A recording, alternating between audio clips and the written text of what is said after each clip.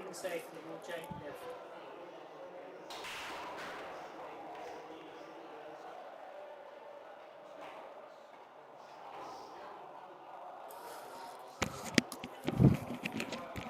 Alright guys, so we are back for the second match. So Craig versus Aden.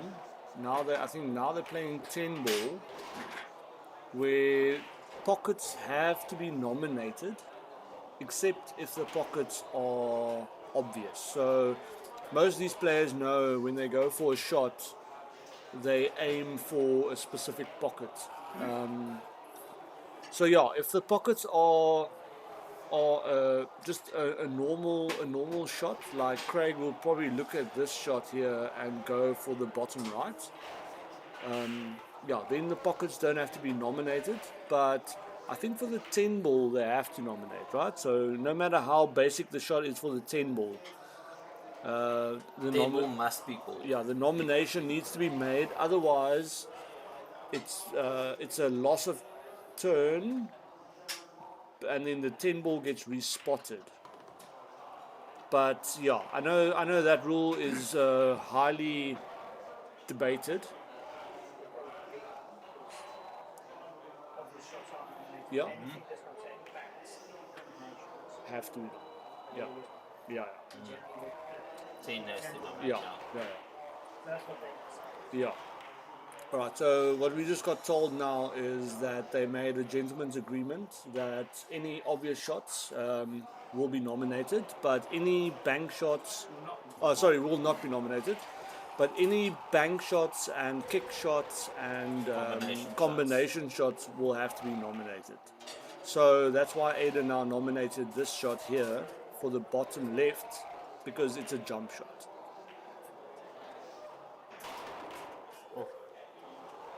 Yo, very close, very close. Keeping the white ball very close to the 10 ball there, so it makes the queuing a bit awkward. But yeah, these players should still be able to play a proper shot. Yeah, and obviously that. Oh, look at shot. that! But He overhit might the ball. actually, yeah, Oh, he he's right there. overhit that ball. So unfortunately, he did not get possession now on the 5, which means now he's probably going to have to nominate a pocket, which I believe that he did. Yeah, right there, bottom right corner, opting for the jump shot.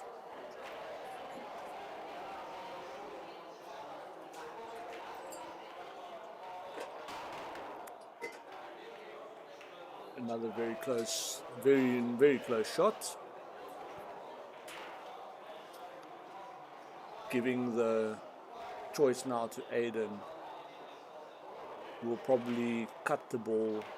No, he's going for safety. That's a very good shot. But yeah, unfortunately that ball bled out a bit, and that gives Craig the option of playing a full ball. But I would think that Craig would try and go for the safety shot here, trying to keep the white ball down the table and push the 5, yeah. So snookering him on the 5 ball with the 10 ball blocking, which is very good.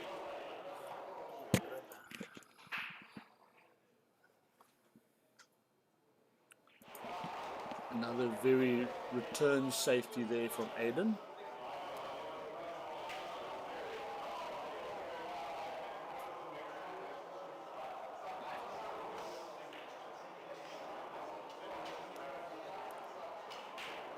Making Craig wonder here what to play. Craig can actually see the No, he's got a little bit of the 5 there. He's almost got a half ball So that probably he just can look touch at. it and just send the white back up half table.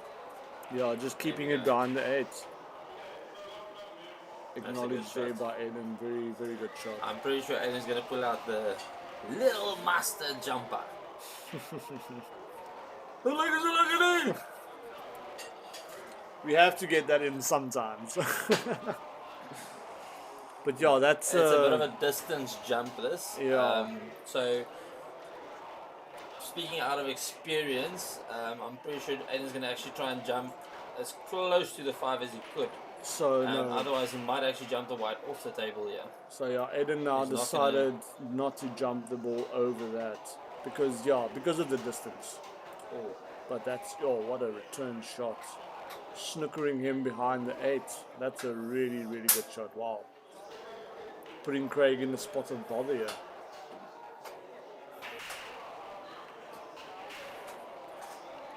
So now the question is, will Craig nominate a pocket? Because most of these shots, one just thinks about, listen, I just want to make sure I make contact. But in 10 ball, nominating a pocket will give you the option to still be at the table if you get one of those fluke shots.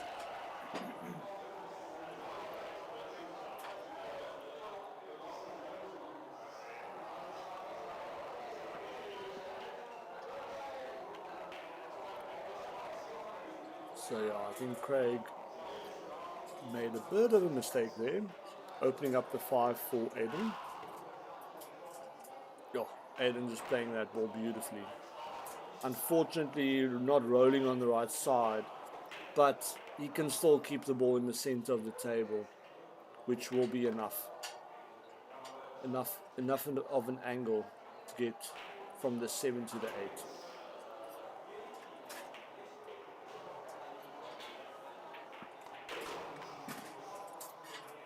Oof, overhitting that ball a little bit.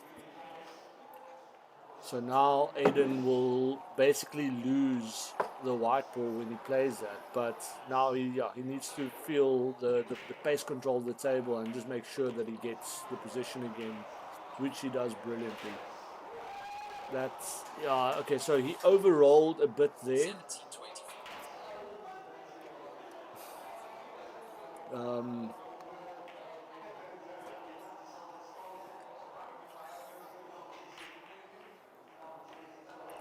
Oof.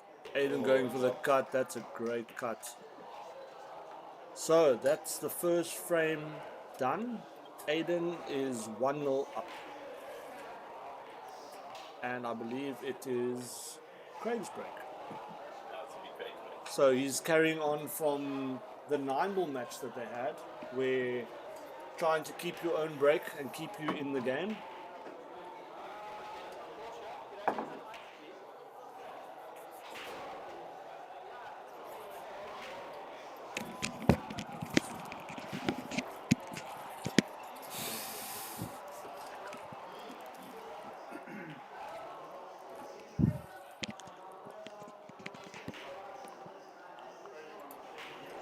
Alright, so 1-0 to Aden. Craig with the break. And he's changed his break to center table for 10 ball. Yeah. So Again, making the 2 middle pocket balls and having a shot on the 1 ball. I'm not sure if that one actually passes on the 3 there. I think if the 1 passes the 3, Michael, I think then you'd possibly see Craig having a comfortable game here. If the 1 is not passing the 3, he's actually stop the 1 where the 3 is going to be the problem here. So I think he nominated the 3-ball here because he nominated. So no. Okay, well there we go. So it did go past. Okay. And he actually has a very nice look at the 2, but he's got some traffic to move around to get to the right potting angle on that 3. So he has to miss the 5-8 and also the 7. Of the balls right now. No, the balls are laying very favorable. Balls are good. But that 7-ball is playing big, but that's perfect. He has the angle. So, looking at the angle here, Craig, I think he's looking to bring the white all the way back. I would actually have just thought to come on the inside of the 7 and have the 4 towards the corner. Yeah, but then playing from the 5, from the 4 to the 5. But that is what the difficulty is, hitting the ball on the follow, and that is why I would have went for a different option there. But so now he's also even on the wrong side of the 4, so he has to move this white ball around the table 3 cushions to get position. He's got some space between the cushion and the cue ball. So I'm pretty sure he's going to run 3 cushions here, Yeah. leave himself on the opposite side of the middle for the 5. He's going to have to hit this with some speed. So yeah, that's unfortunately what happens. But I mean, this game is not over and done with yet, as that 5 to the 7 makes it also a bit challenging. But Aden might just open up the 7, which what a great shot! That just made the game. So Aden should be looking at this now to take this out. I'm pretty sure he's just going to run the right around the table, yeah? Yeah, perfect. Center table position. That's a very, very intelligent shot there from Aden, just opening up that 7. That just gave him the frame. Oh, it's beautifully played. Because now he's actually, the closer he is here to the 8 boards, just makes the position for the 10 just so much easier to do. So he's just rolling into position, has the black, he's called the black for the corner pocket. It's a great get frame there from Aden, great shot to get the 7 off the cush. And that's a very good start there for Aden. 2-0 up. 2-0 up for Aden, and will be Aden to break.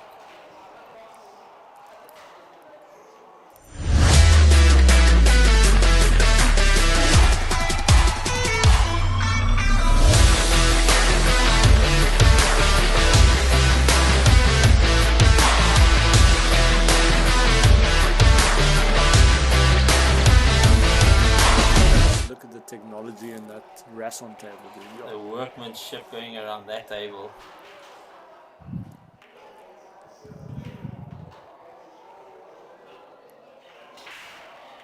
So yeah, I see that Aden has adopted to not break directly from the center, but giving himself a little bit of an angle. But I'm almost seeing that Aden's breaking, I would say, with a bit less venom than he did in the 9 ball.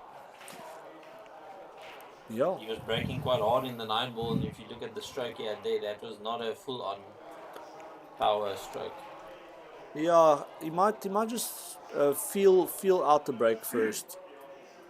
I mean, because of the 9 ball pattern where you rack and the 10 ball pattern, because the 10 ball I think is a little bit more like orthodox, like it used to be.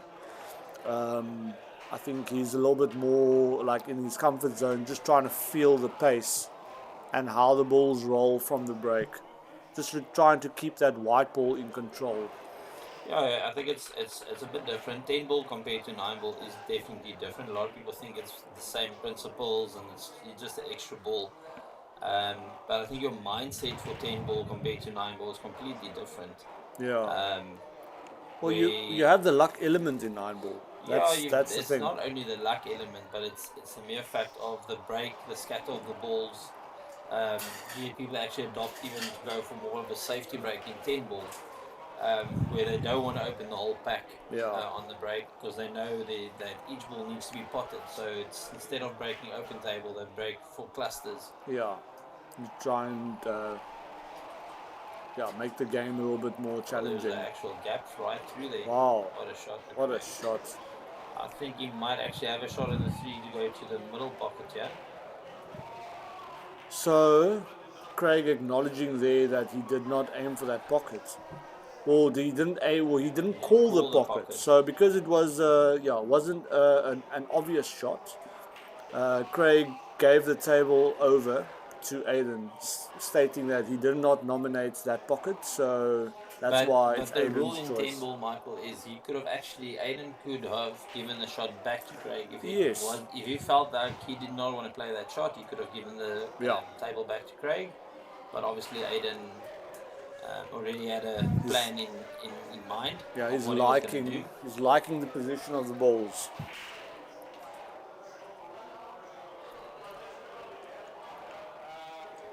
So yeah, that's the thing with 10 ball. I mean, you have to nominate your pockets. And there we see Craig clearly already nominated the bottom left for the kick as a precautional shot. Yeah, just making sure. Oh, look at that. Kill safety, yeah. Yo, that's a little bit of a good fortune shot there.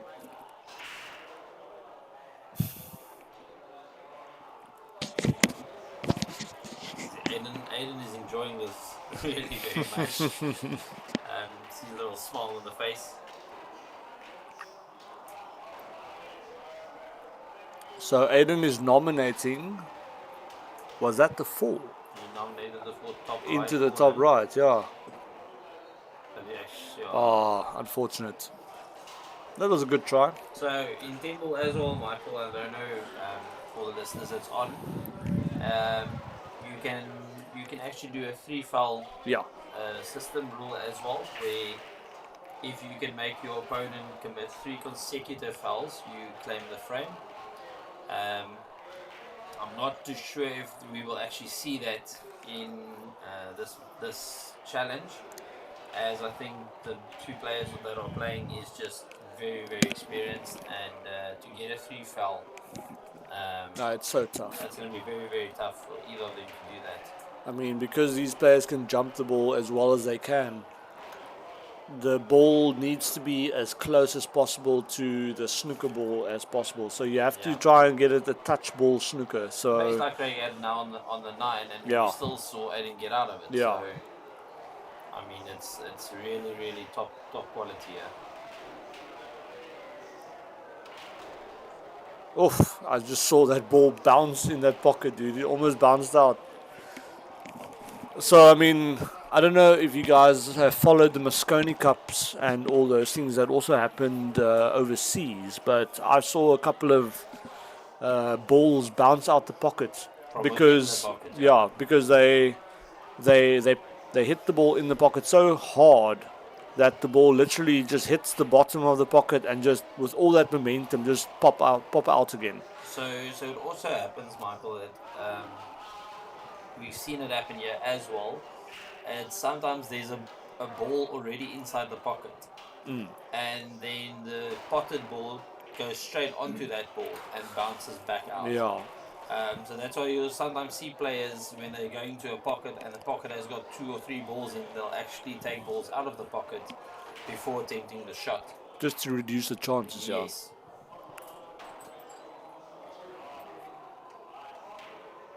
Aden with a very, very clean stroke. Yeah, today Aden came to play. I mean, you can see this guy is just on form, not missing much, in his comfort zone, looking to go up 3 frames against Craig in the 10 ball now as well. And I think we also saw the advantages of having a lead in the game from the previous match that they played. So Aden looking really good this match.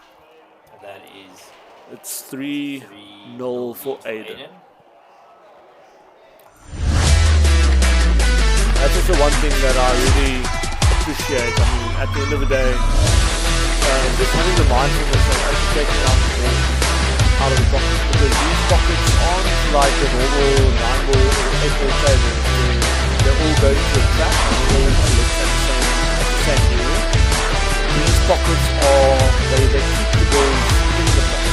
So for the next person to re-rack the frame, they have to actually walk around the table to collect all the balls. And only just for playing, it's good sportsmanship just to remove those balls and make it easier for the player that's racking the next frame.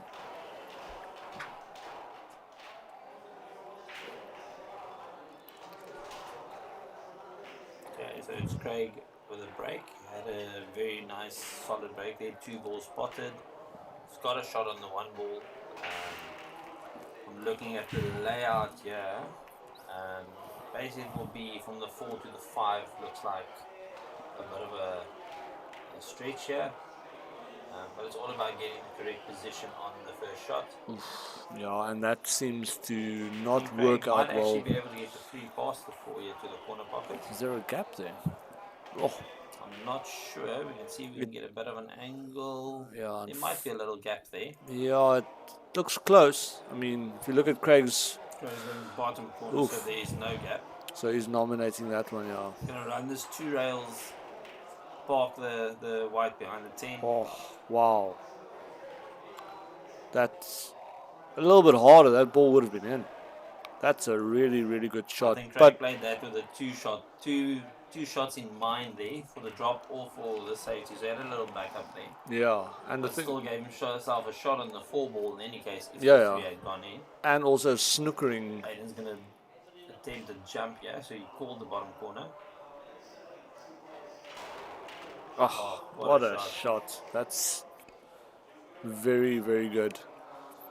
So the difference now between 9 ball and 10 ball, right, is that if he plays now the 4 onto the 10 and pot the 10 ball, he doesn't win the frame directly. So he has to nominate the 10 if he's going for the combination. But he's not going for the combination. But all I'm mentioning is if he wants to go for the combination, he can, but he has to nominate the 10. And as soon as he pots the 10, then the 10 ball gets respotted on the normal spot that it goes, and then he gets to carry on playing from there. But you have to hit the lowest ball first, the lowest number ball first.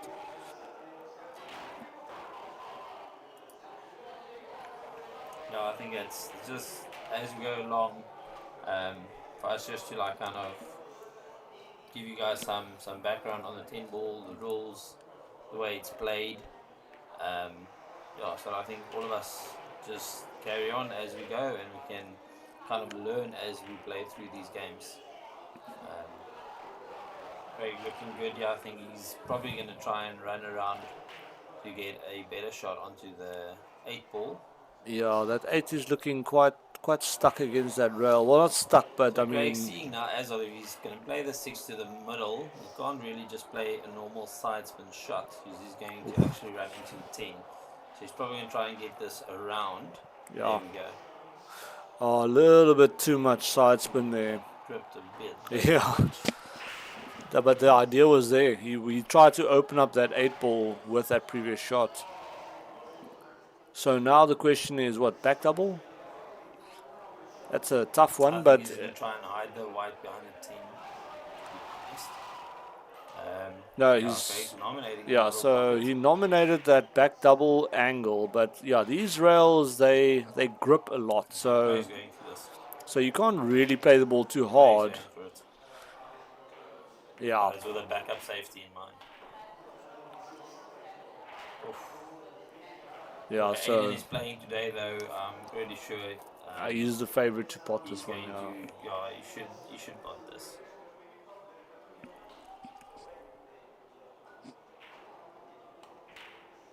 Oof. That's a little bit of a lifeline there for Craig. And oh, how close is he to that? I think he's got enough. Yeah, there's Yeah. more than enough to hit off the rail And come to go out up. for the 9. I'm pretty sure Craig will not be playing backspin. Yeah, I'm pretty sure he's just going to hit this from side. No, this is just a center ball. And to just get the Yeah. off. There we go. So this might be Craig's first opener To match. get on the board. Yeah. So let's see what he does here.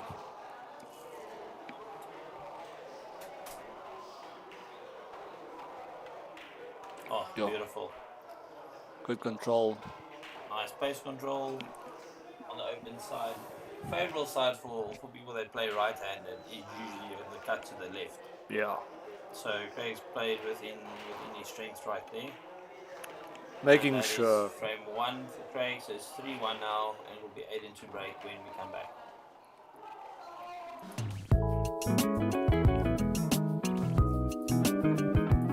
Oof.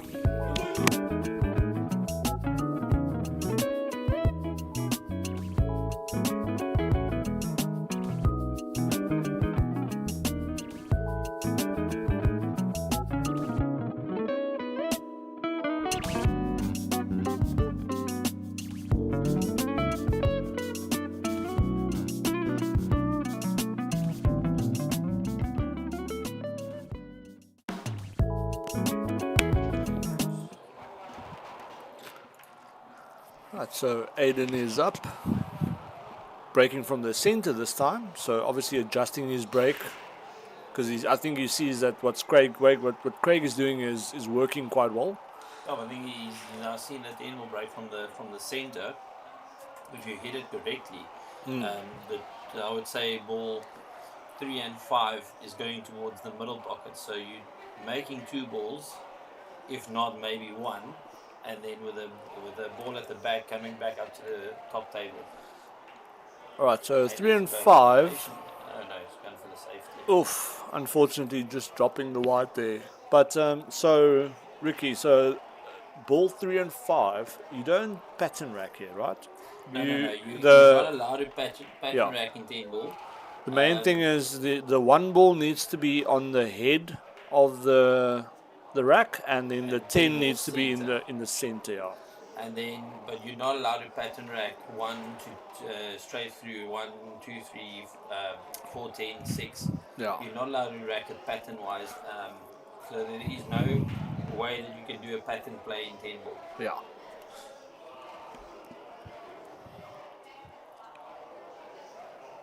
So yeah, I just generally just take all the balls out, just bundle them up together, and whatever the pattern is, or whatever the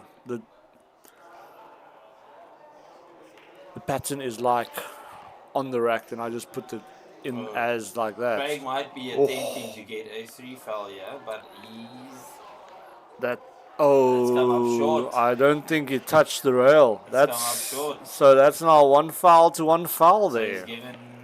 No, Aden's will fall away now. So No. on a 1 foul. No. So Aden still has 1 foul.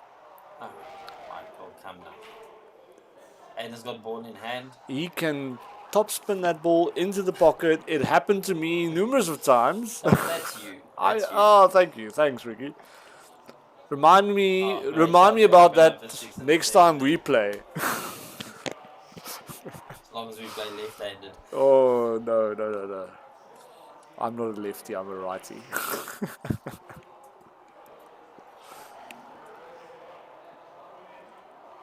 So because Aden's actually was more worried about keeping the white ball there.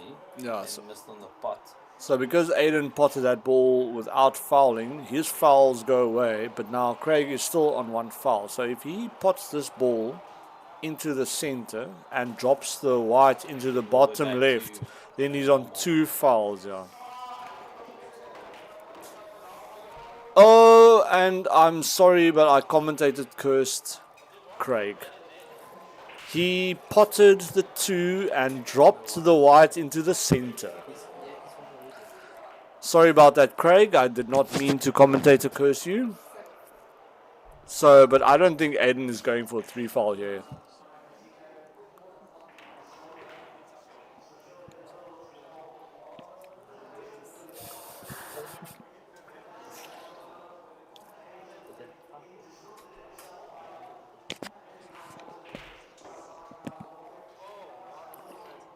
Okay, so Aden missed that. So now Craig needs to make sure he does not foul on this shot. If he does foul, then unfortunately that will be a 3 foul. So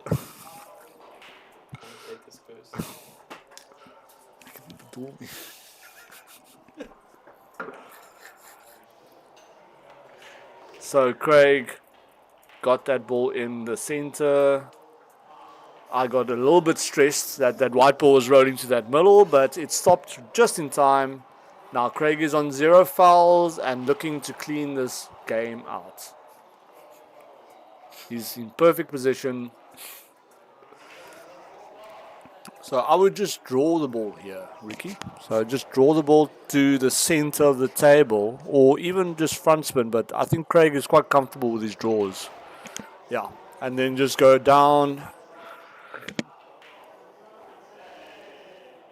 Maybe a little too straight right there. Yeah, it's very straight, but I mean, even a stop shot is fine because then you make the angle for the 9 to go to the 10. So he wanted to be a little bit closer. Craig Bouwer. The power Bouwer.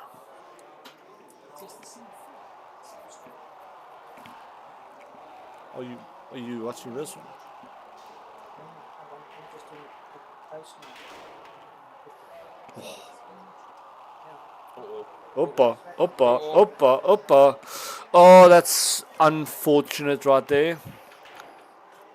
Craig's power was too high there, unfortunately. Just rolling a little bit too much there and dropping the white, which made Craig now just forfeit that match as he knows that, yeah, it's done. So the score is 4-1 to Aden.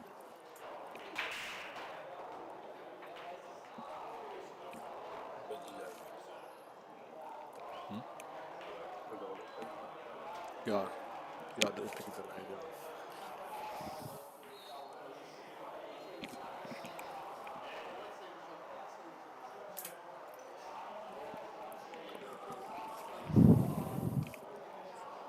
Ja. Ja, ik eet brood. Liquid brood.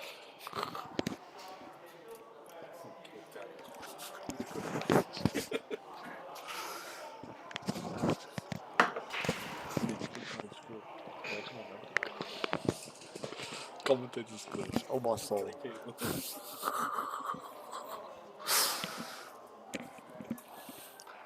So, yeah, myself, I never thought that that was a thing. But it seemed to be something.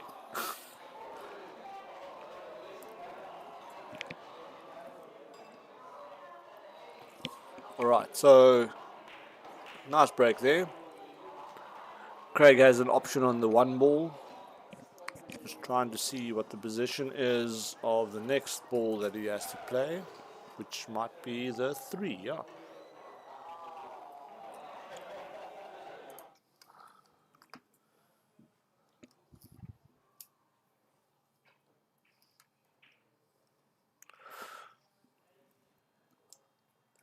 That's an unfortunate miss there from Craig, but also pushing the 3 ball against the rail, which also makes it a little bit awkward there for Aden.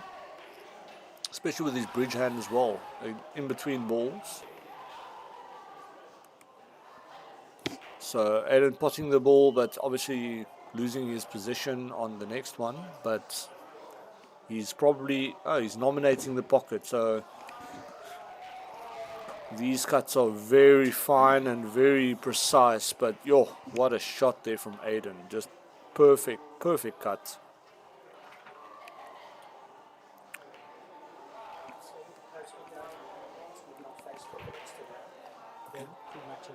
Okay. Craig explains the Yeah. Okay. Yeah, I'll mention to them.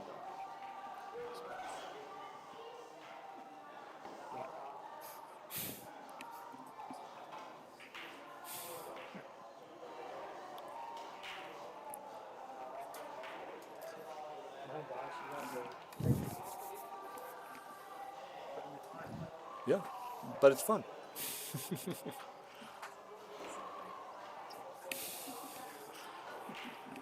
Oh, that's a great shot. Great shot there from Aden.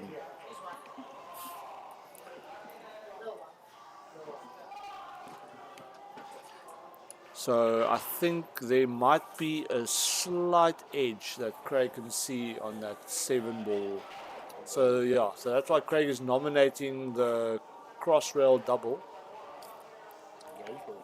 Yeah, so I think he went for it, but he also knew playing a bit of a safety shot. So that was just a backup shot that he just nominated if he has position on the 8 and potting the ball.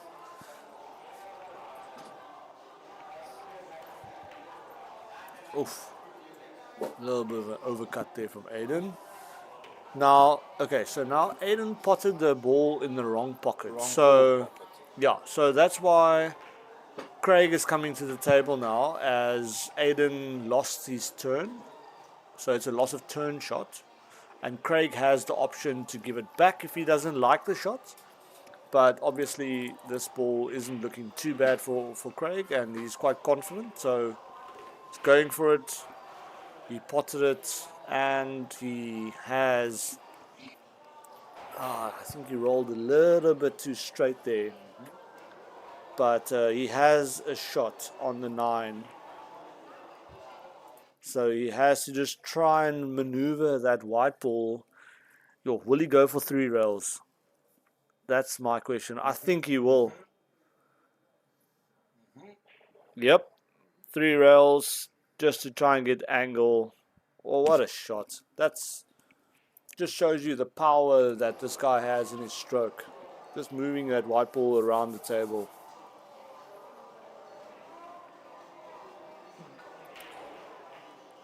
I'm just taking a second look at it. Nominating the bottom left.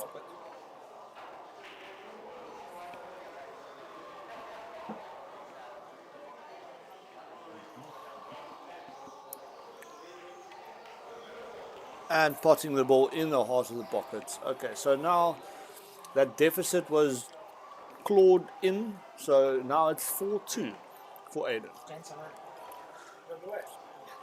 Going back tomorrow again or not? doing a hike at Silver Line in the morning, so I might pop in. Yeah, I'll probably definitely pop in. That was that.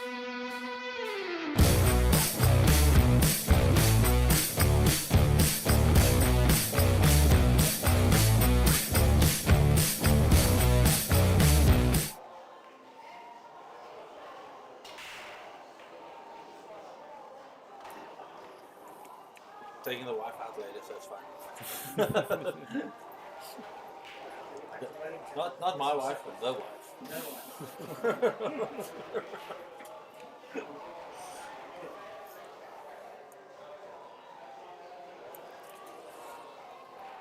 Alright, so what a great break there from Aden.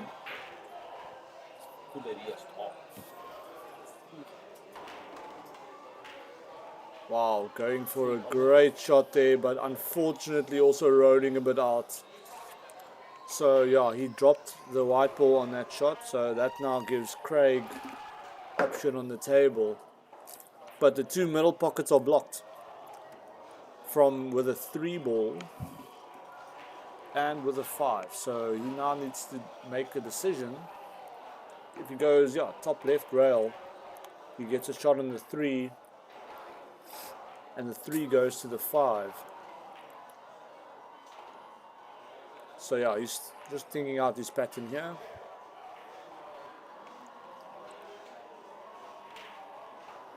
Yeah, great confident stroke there from Craig.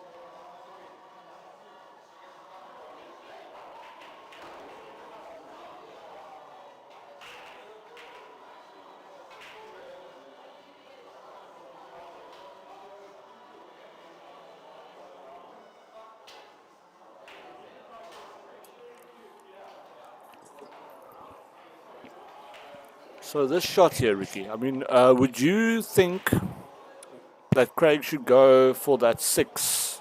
Just draw the ball, I think keep Craig's it. just going to play this at bottom, and the angle will actually carry it to the rail. There we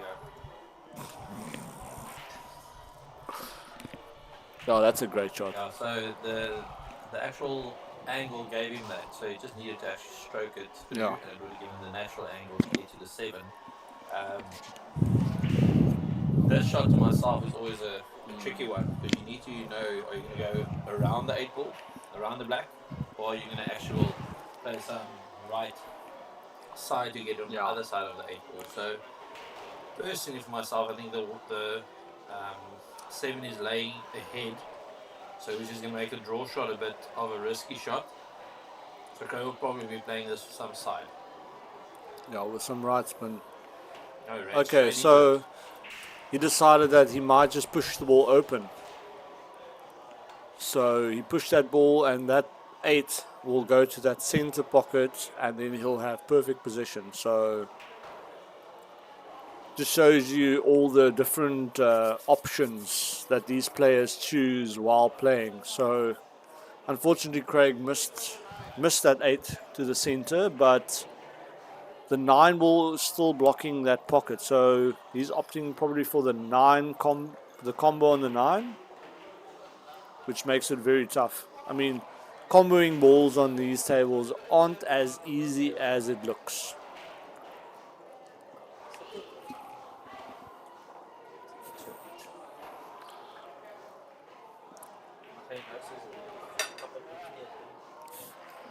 So the shot that Craig is probably going to play here, I would think he's going, yeah, 2 rails with a massive side spin to try and make that angle, but unfortunately he rolled into the 10 there, not giving him the position that he wanted. So let's see what he decides here.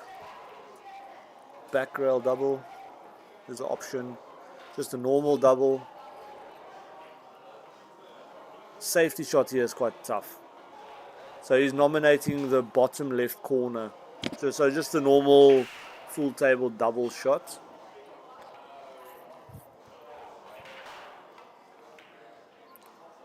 Oof. It's looking good, but no, it's a little bit offline. Oh, and it sticks into the pocket.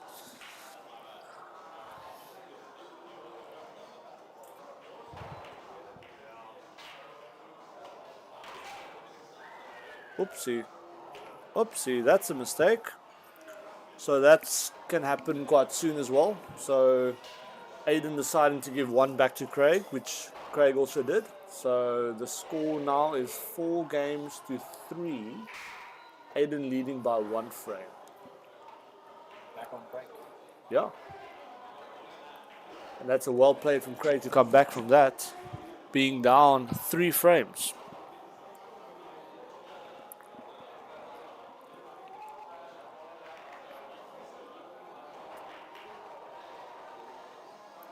Craig wearing his Commonwealth shirt, which is a very, very nice shirt. I'm going to try and play him for that shirt sometime, but I don't think he'll allow me. Because I'll probably choose 9 ball and I'll hope for some luck.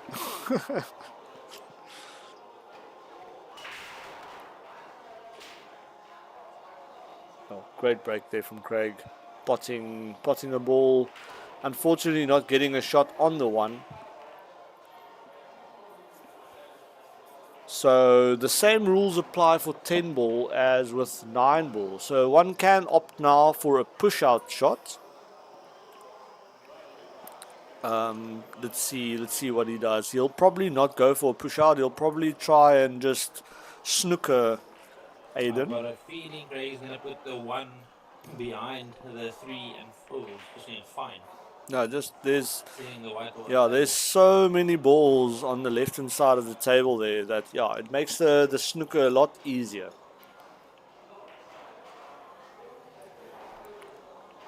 But I mean, I think we all know that Aden can play these shots, rail first, and kick into the ball. So yeah. He's left Gray here with a long shot again. I'm not sure if Gray's going to actually attempt the pot. I think he might actually hide the 1 behind 3 and 5 and send the white ball to the opposite side. Oh, the white dropped. So that's very unfortunate. So Craig dropping the white ball, giving Aden ball in hand. And the layout doesn't look too open. I mean, the 3 ball is open for 1 or 2 pockets, but not the intended pocket for the bottom left. So there's some work on the table.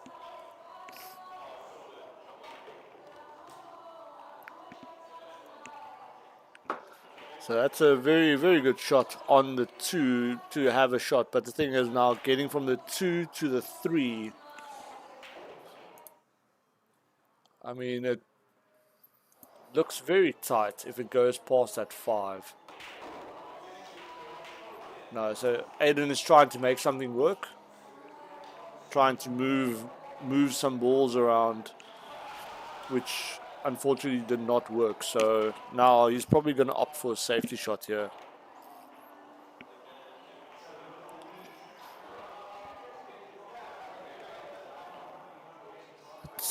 Unfortunately did not work out as planned, giving Craig a shot on the next ball. So I think Craig would probably try and do the same just to keep the white ball where it was, or just the other way around. But it ran out. So Craig giving Aden an open shot on the 3.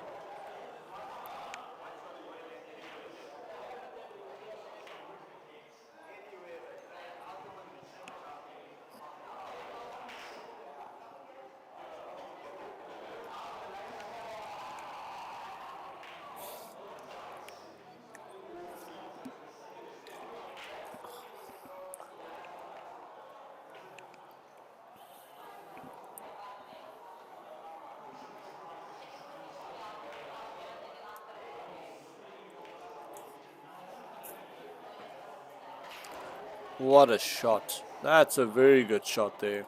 So Aden does, I think, have the option, to go one rail first with a maximum left spin just to brush that 3 in. But that's a very tough shot, because then you also, even if you pot the ball, you kind of left with a horrible shot on the 4. So is Craig going for the carom shot here, you think? It doesn't look on, eh? It looks a little bit high for that. So just opting for another safety. Yeah, I think that might not have worked out as he planned. Because, I mean, I think Aden can do a stop shot on this, just to keep the ball there, and then the 4 goes through. Oh, so, oof. That was very tight. But there's no protest from either player, so obviously they agreed that that's a legal shot.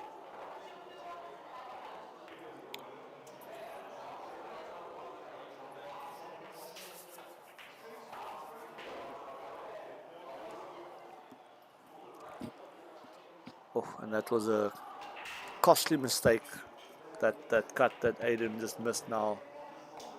I think that kind of gave this frame to Craig, but obviously he still needs to connect the dots and make sure that he cleans the rack out.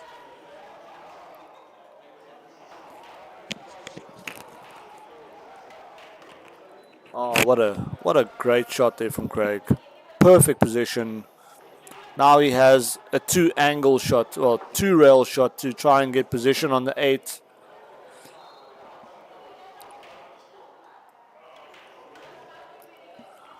So that's the thing with 9-ball and 10-ball. One needs to actually use the space on the table to allow you to roll into your next shot. The table is very prone to giving you that roll, as the table is quite fast. So it wants you to roll the ball around the table and maneuver that white ball into positions for the next one.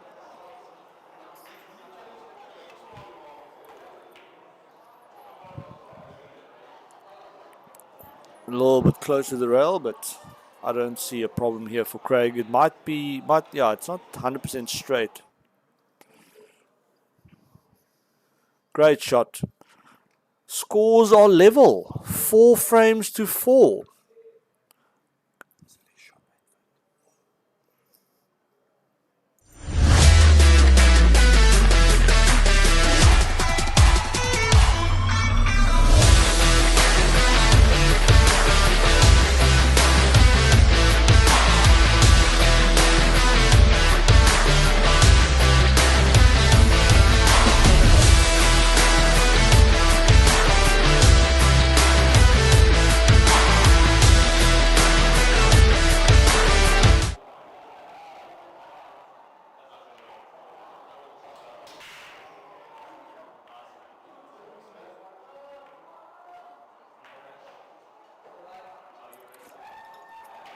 Alright, so that's unfortunately a dry break there from Aden.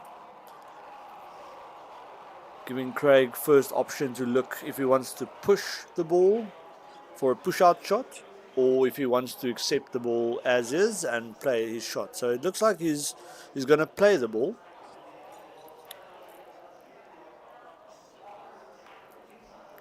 So I see a nice safety here. If you go top right spin. Okay, but yeah, so he opted now to, yeah, just trying to make sure.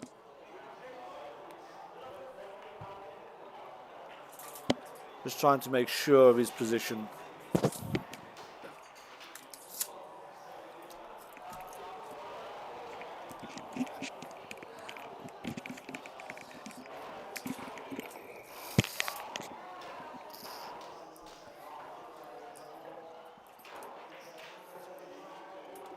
Aden playing a very good safety there.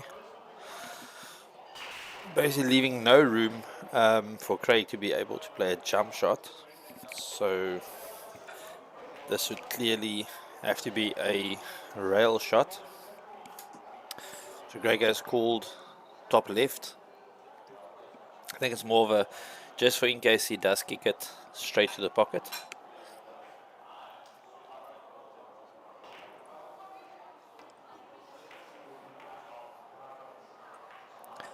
And he actually nearly made that ball there.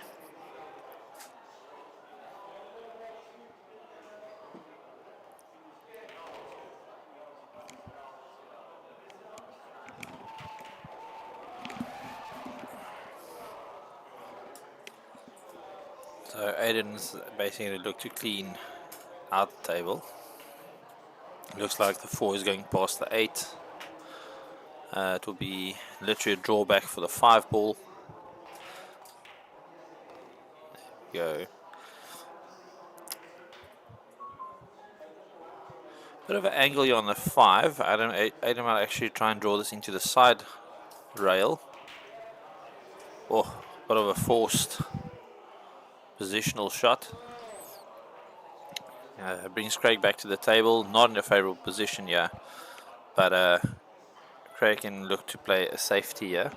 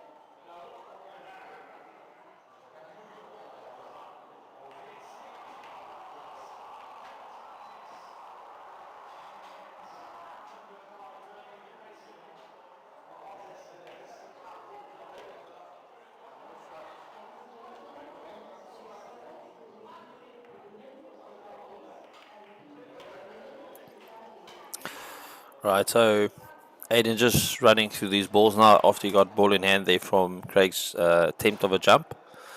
So everything is straightforward as Aden is just controlling that white ball along the table, getting basically straight shots. He's got a little bit of an angle here on the 10 ball, but he's going to the top right pocket, and that's 5-4 to Aden. It will be Craig to break.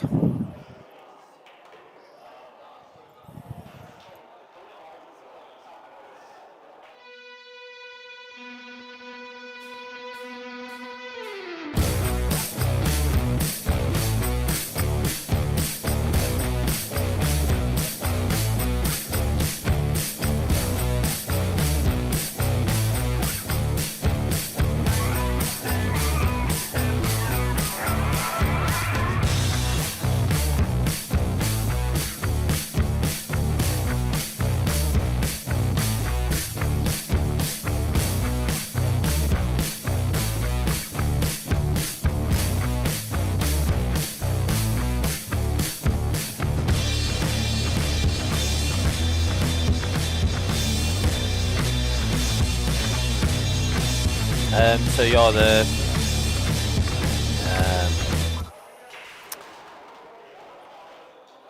10 ball is a race to 15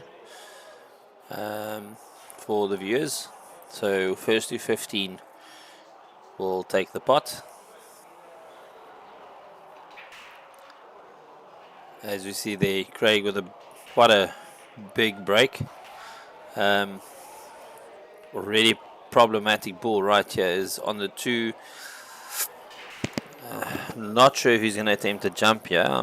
He can call a push just to play the white into a zone. So he's played basically still snookering Aden. I think in 2 minds maybe he'll get the shot back, or Aden might just attempt the jump shot.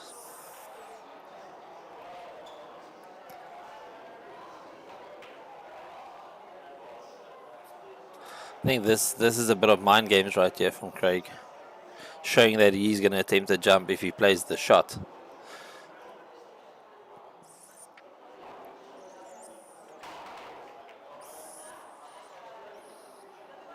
Aden not making that ball. Still not too bad. It turned out not too bad for Aden, as the white stayed up table and the 2 rolling all the way down to the bottom cushion.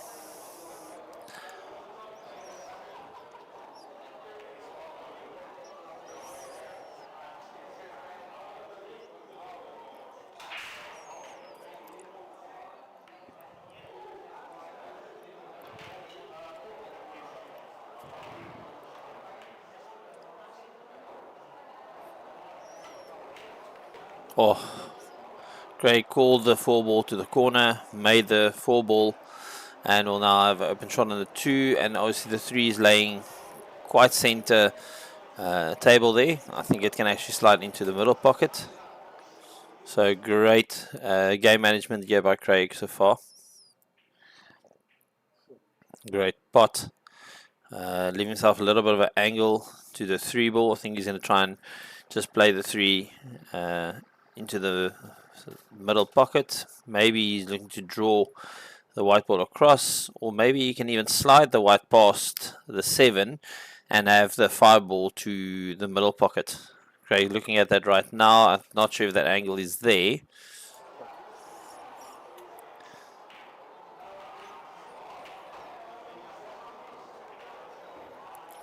No.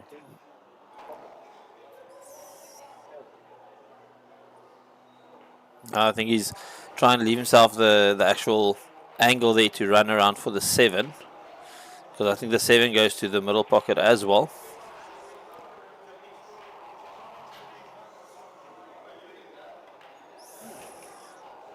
He's going to bang. Oh, got too much kick from that. Yeah, Craig is not happy with that at all. See facial expression immediately.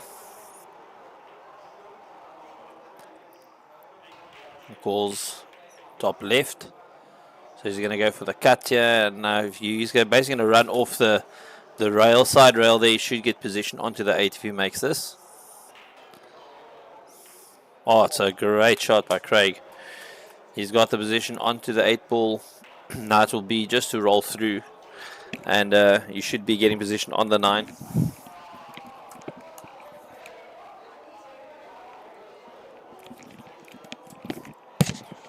Yeah, that was a really, really great shot there from Craig. Oh, nice stroke as well. I think, yeah, he'll probably be doing a 3 rail on this ball. I've got a feeling Craig is going to play this as a 2 rail shot.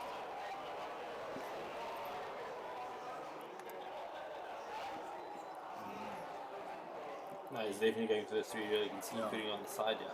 Oh.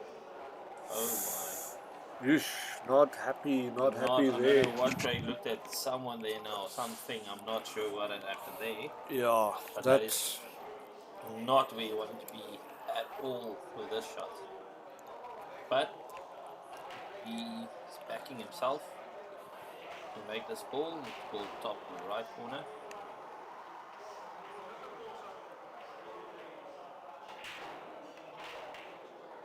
Great shot there. Craig there. You're coming back from a unfortunate position shot that Craig had, making it harder for himself, but great pot there.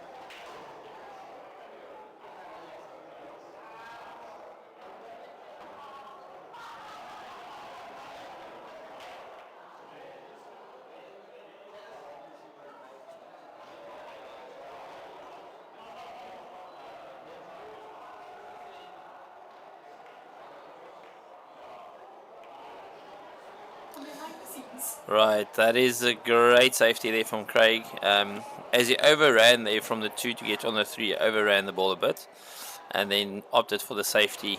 I'm almost certain, okay, Aden's going to just return the safety here. Oh, it's a great shot from Aden there.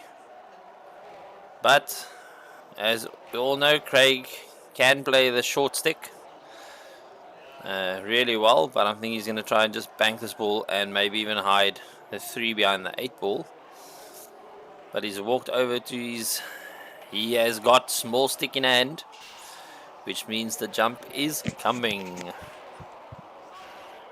Calling in the middle pocket. As on a jump shot, you will have to call the pocket. Very elevated here. And that is a great shot. But I think Craig has put himself right behind the 8 ball. So he's going to probably have to jump again to the 4.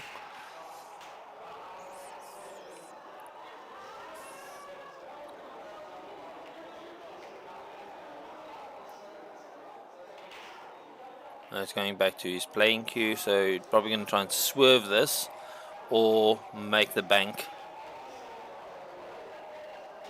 Yeah, he's gonna play for a swerve here, getting around the 8 ball, nudging the 4 off the top rail.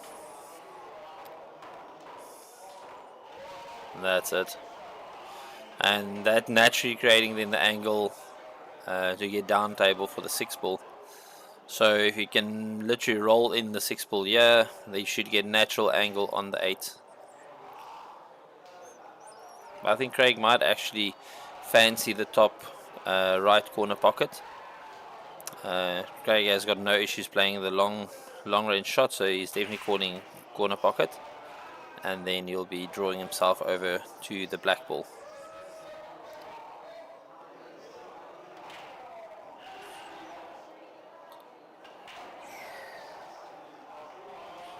That is an unfortunate miss there, relinquishing the table back to Aden, and this now should be a pretty quick cleanup from Aden here.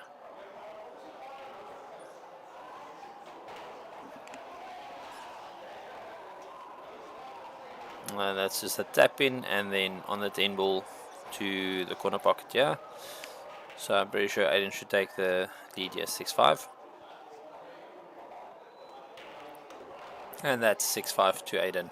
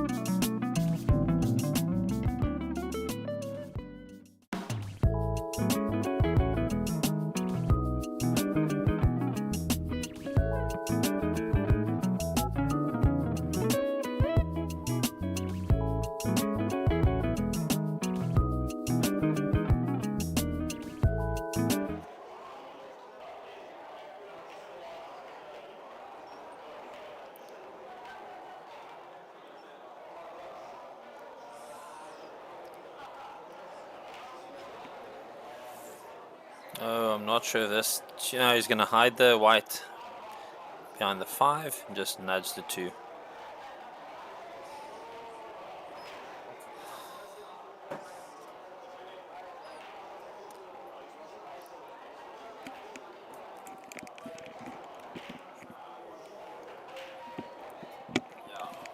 So this is that was a very good safety from Aden, not allowing Craig to actually play the jump, blocking the cushion. I think here with the 8 ball. Craig's going to look for some side. Oh, what a shot there by Craig. That's a great turn from Craig. Unfortunately, not getting the safety there, but I think just the mere fact he got the ball.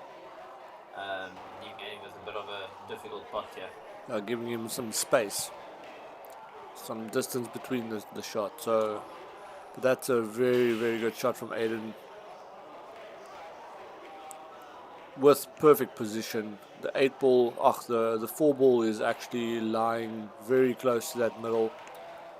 And the 5 ball will follow suit if he just gets a nice little stop shot here. So dead weight, that's a great shot.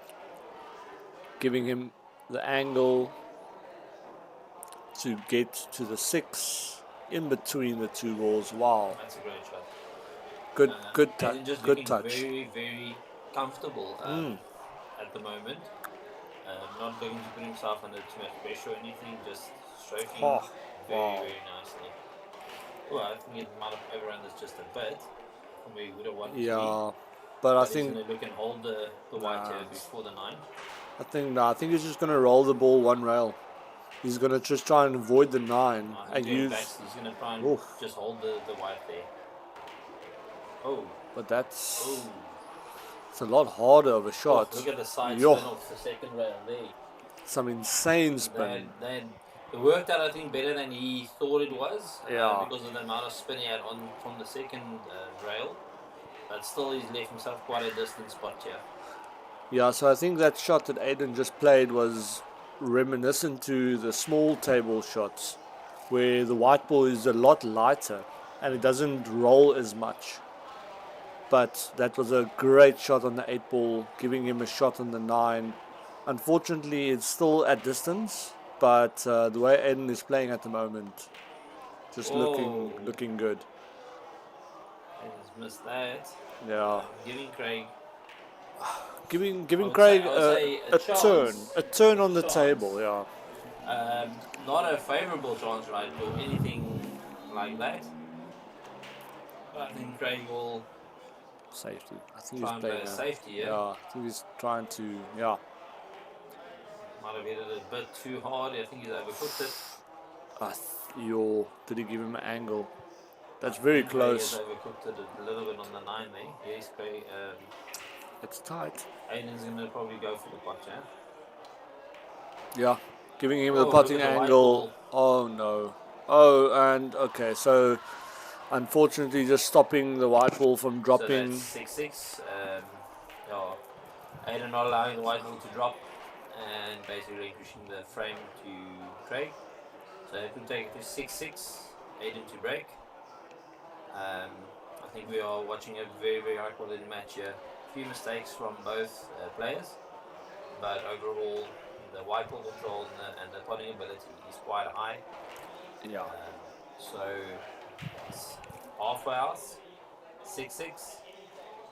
So let's see, race to 15, 9 frames each to get. Only 9 frames. Well, Michael, myself, me and you have had some tough battles on the table as well, and we know how quickly Dude, 9 frames can happen. That's not a 9 frame. When we play that's at least a 17 frames because we like to snook each other. So yeah, but it's a lot of fun. Guys, really, if you're looking for fun day out with the family or friends, Sessions Billiards is the place to be. Friendly staff, friendly people, and great facility to use. You have some of the best tables, best dart boards. So yeah, it's really fun for all family, friends. Just come and have some fun. Yeah, and I mean, if you're a guy that likes to play pool or you just love the Q sports, then I mean, this is a very good opportunity just to expand your knowledge with the game. Because anybody is allowed to be in the leagues here. I'm pretty sure you guys can ever come through. You can talk to management. You can talk to Craig to get into the actual leagues, and so there's days you can select if they can accommodate it. So Yeah, it doesn't clash with anything else. You could have if you feel that you want to come from the small tables to the big tables, it is really a different type of Q sports, but a lot of fun, and there's a lot of people here that assist if you're feeling a bit uncomfortable for the switch. So yeah, and I mean they're catering as well to all levels of pool players. So I mean not only the pros, they do have social leagues as well. That's there to help you get comfortable on the table and to gain some experience on the table. I think that's the one thing that Craig and his team have done very well, is making it competitive for everybody. Yeah. In the sense of you have your premier players, where Craig and Magnets and Ashraf Jamil, some of South Africa's best on the big tables are in. Then you also have your first division type players, the guys that are here on a weekly basis, playing quite a bit. And then you also have your entry guys, the guys that are coming on board, want to just learn a bit more about the game, but also be a little competitive with some other people. So there's also that option for you to come in and play, but you will be put into a category where you can play comfortably and competitively. So that is very good for Craig and his team.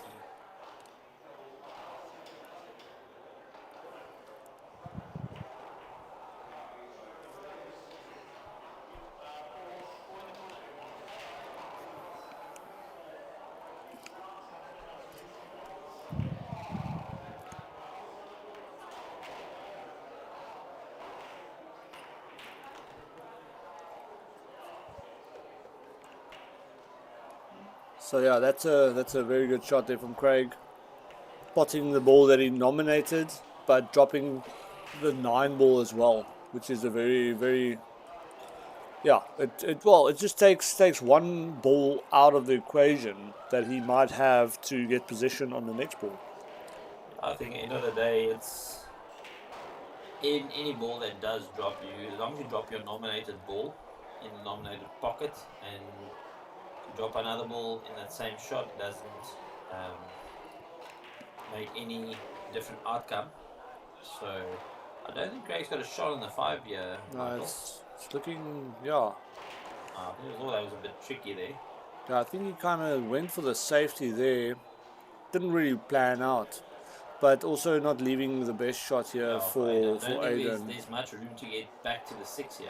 So I don't think Aden was going to play for the pot. And also, if Aden went for that top corner, he would have brushed into the 10, not giving him a shot in the 6. So, very good shot there from Aden. Nice safety. Making it quite tough for Craig here.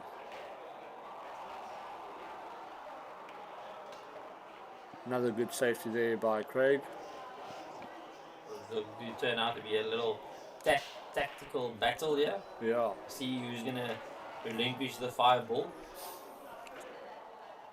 Aden calling, he's actually got a natural double here. If it does go, he's going to have natural position for the 6. But also, I think playing with the in mind of a backup. Oh, I think that was rolled a bit too far. A little bit too much. Not what he wanted right there.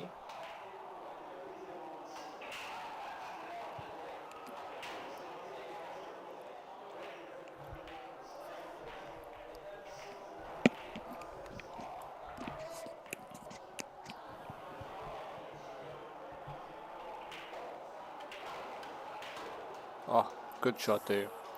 A little bit hard. So, that side spin just gripped nicely to keep the ball for the 6.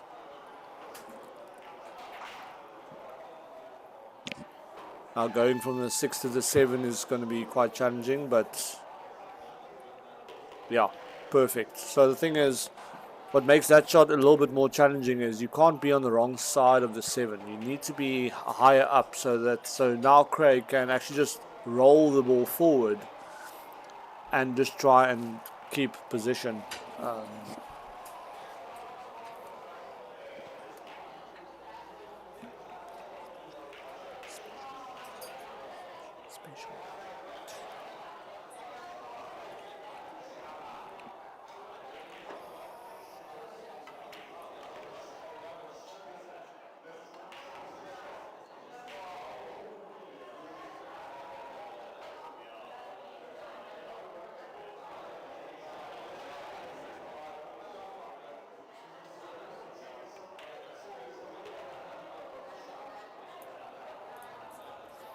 Yo, that's a great shot there from Craig. Just running across the actual table there just to get onto the 10.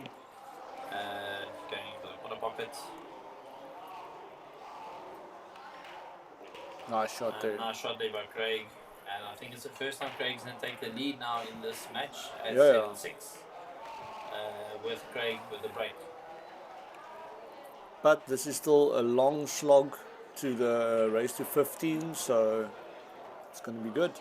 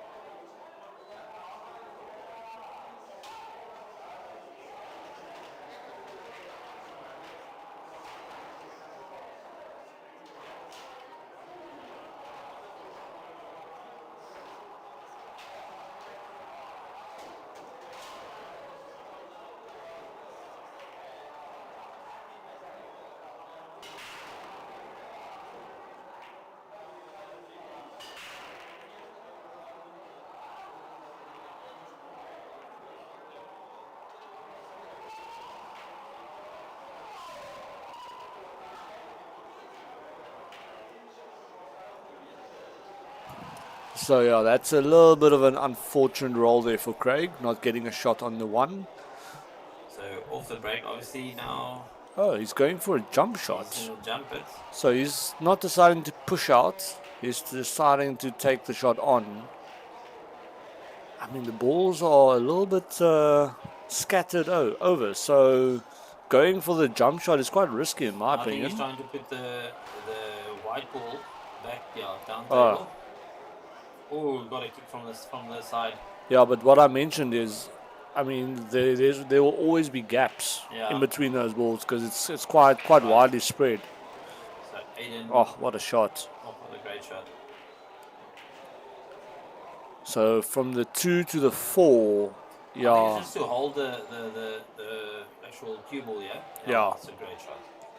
Nice touch. Nice bit of finesse there. from Aden. And is there a gap for the 5 to think the five bottom goes left? between the brown and the black ball. Oof, But but he's going to look to open it. What ooh, a wow, great wow, shot. wow, wow, what a shot. Yo, just Aden looking using very, very comfortable here. just using his skill. Experience and skill. Yeah, what a shot. That's very nice. This seems to be all but decided this frame. Because sure, He had underhit that ball, you could clearly see it. he almost got that yes, white, but that's very nice. You could see that the facial expression there, he thought he had underhit the ball, but it went. So Aden was going to finish this out. A little bit of an under roll, but I mean, he should be fine. Should yeah. be fine right here. Yeah. So a lot of players will front spin this ball. Is that just because of the weight of the white ball, right? I think it's a lot got to do with the bigger balls on these tables as well. It's So the momentum of the ball. correct. To roll through the ball is almost a better shot than trying to stop roll it. Yeah, because I mean, to stop that momentum, so you need to get a very, very good draw shot in order to break the momentum and change the momentum. So for them to just play with a front spin there, that just shows you that they're so comfortable with the weight of the white ball and that they know how the roll will be. Deviate basically. Yeah, will deviate, yeah. Right, so it's 7-7. Aden with a break. Oh, you can see he's actually put some Oof.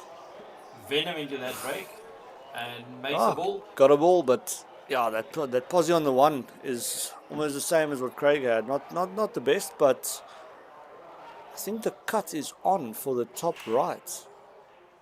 But then yeah, he might lose the white ball. Let's see what Aden decides to do here.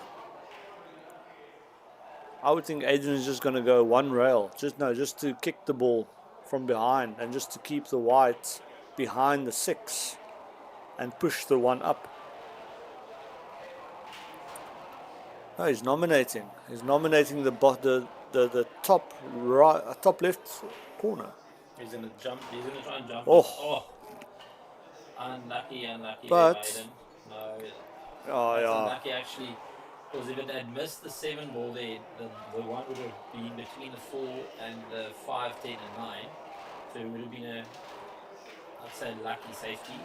But yeah, I think just going for that jump shot just shows the confidence that Aden is actually playing with, which is great. Yeah, he's having fun. He's just having fun, and yeah, I think it's nice to see this type of competition between them.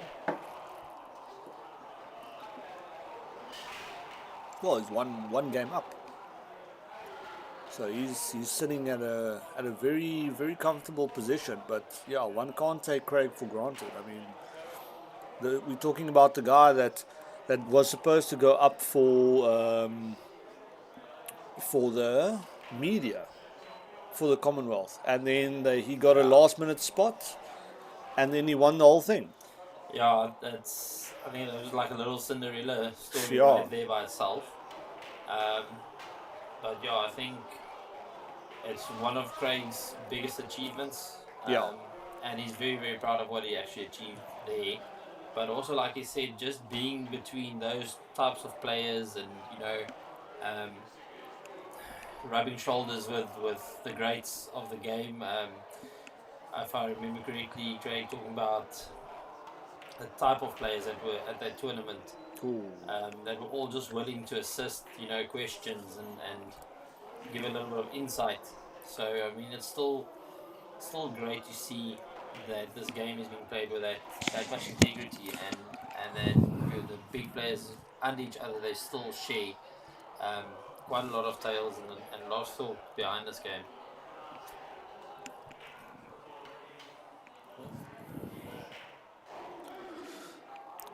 Yeah, so the thing that I saw, well, what Craig mentioned as well is, I mean, when he got told that he might be a player, he try to put himself in that mindset again where, I mean, a person like Craig, he'll always try and promote the sport and try and do his best to get the sport to, well, around the world. He wants to promote the sport as much as he can. And what makes it so awesome that Craig actually took the 10-ball Commonwealth title was that he actually just went there and he realized, no, he's now he's a player, and he actually just enjoyed the entire experience. Yeah, I think the mindset that he went with was good. You know, like he said, he had nothing to lose out of what was going on. So he basically went with the mindset in there is just, I'm gonna have fun, and that's what he did. And end of the day, he walked off gold medalist. So yeah, I think that is just Unfortunate. that is a very unlucky shot from Aden there. I think, especially from the previous shot that he played, he got perfect position. That was really, really well done. But to run this. Craig has overrun oh that as no well. ways! Yeah, that doesn't look too knacker.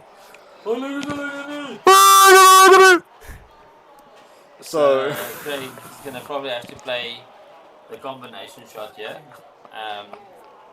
Like Michael explained earlier, the 10 is gonna be respotted if Craig drops this 10 ball. The 10 will be respotted on the dot, and then he has to play the 9 again. Oh, what that's a great shot! Great shot, keeping the 9 in position. That's a great shot. Yeah, that's a good one.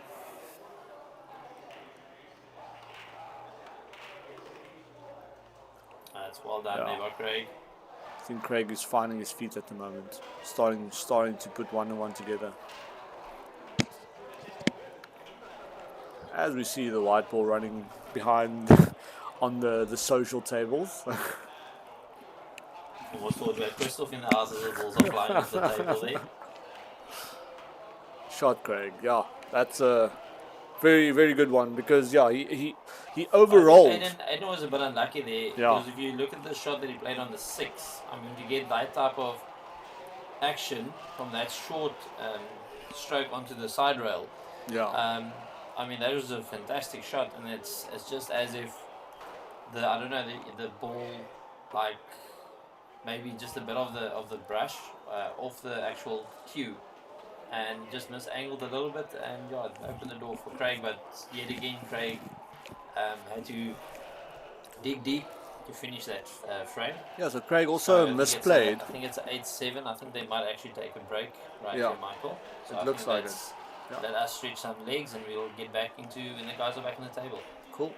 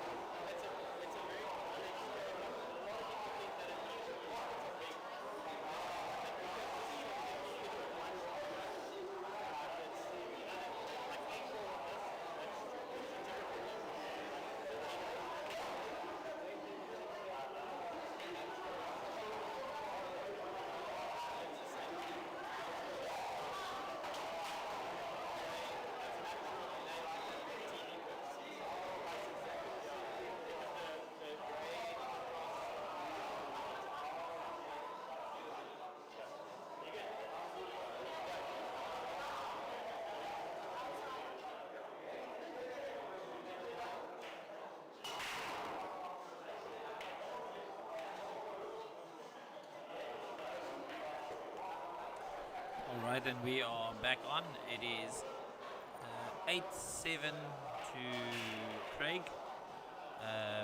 Craig with a break and making a ball. Open shot on the one. I'm not sure if the one goes though. I'm trying to get an angle here to see. The one might slide past the 8-ball there, and if he's just going to roll this, it's going to be natural angle onto the 2-ball.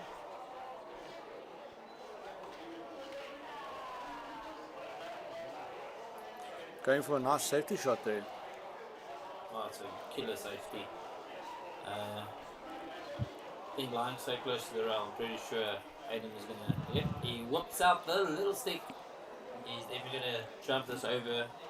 Probably play return safety. Yeah. Oof. So Running a lot of side spin onto the actual jump. That is, the thing with the jump shot is if you just a bit off the middle of the ball, you get a lot of spin. basically curve the ball. Yeah, so that was a little bit of an unfortunate one, but so Craig has the first option here of taking this one, as I don't see any problem balls on the table.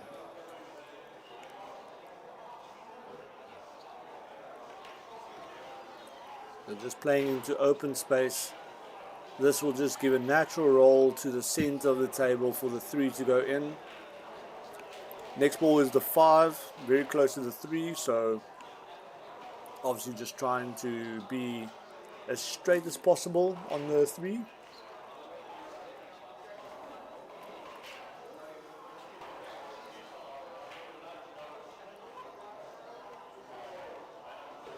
Oof. That's an unfortunate one. Unfortunately, kissing the 6-ball. Yeah, I don't think that ball, does he have the potting angle? I think it goes to the middle. I'm pretty sure it's But then he's going to run into that He's 5. run into the 5 though. But I think the way he's going to brush that 5, the white's going to go to the rail. To the rail, yeah. Oh, he missed the 5 completely. So he literally played that with some spin on it. To try and miss the 5, which he has now done. But also again, leaving him not the easiest shot. I think Craig's going to run the 5 and then go 2 rail with a white ball and end up more or less there where the 8-ball is lying now. Is more or less where he's looking to leave the white ball.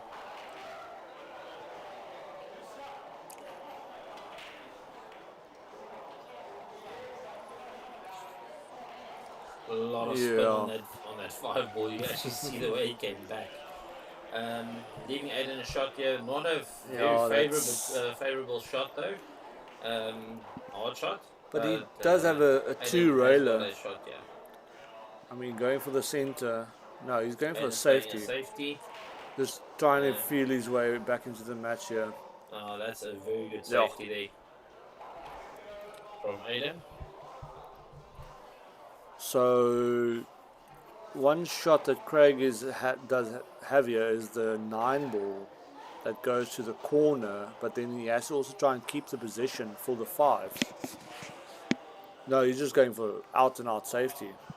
That's another good return safety, but I don't see. He's going to push this 5-ball past the 9 and leave the white ball right behind the 9. I think that is. I don't see a lacquer shot. Yeah.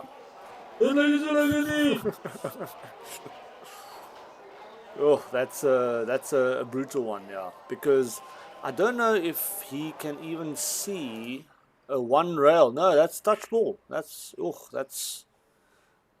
not a very good situation. From Aden there.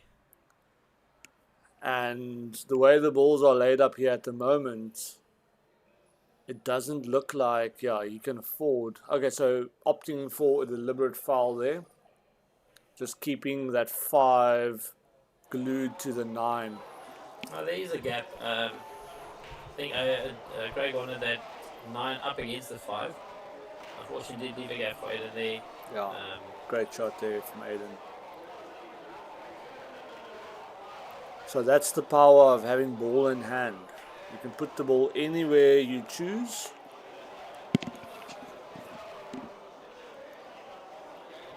Yo, it's gonna, yeah. Oh, unfortunately underrolled that ball. So now the question is he going for the bank? I think No. play safety. Yeah. He's running behind, oh, well, tried to behind the 10. But in doing so, pushing the 10 against the rail, almost against the rail. So, Craig yeah. actually pots this ball just with a natural run through stroke. You should get position.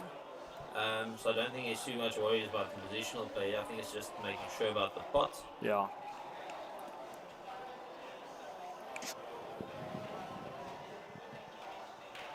Off. So that is now a loss of turn. Aden's shot on the last ball. Aden nominating the bottom right corner. And taking the frame. 8-8. And it'll be Aden to break.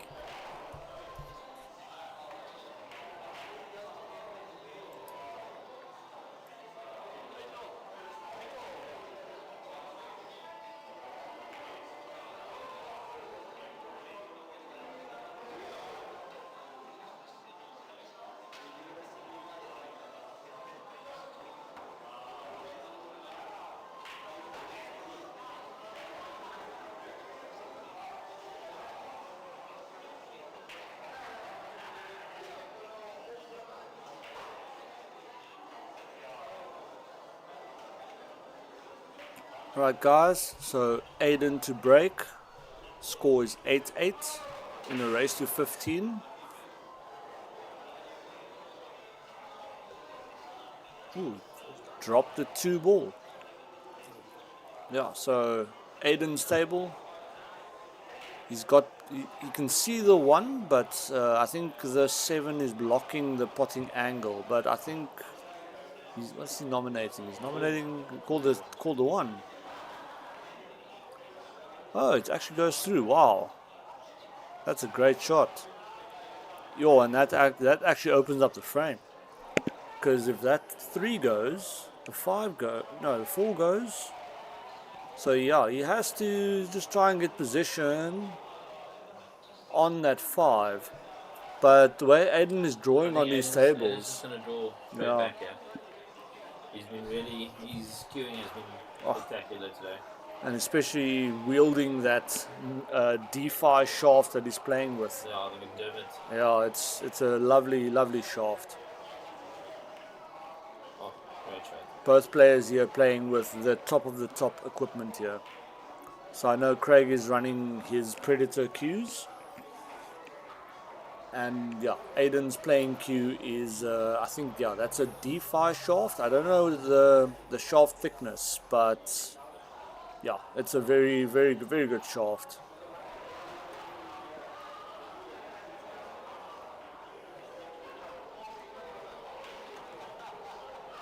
So Aden anticipating that he will be running into that 9. So just trying to make the angle a bit more favorable to the position on the 7.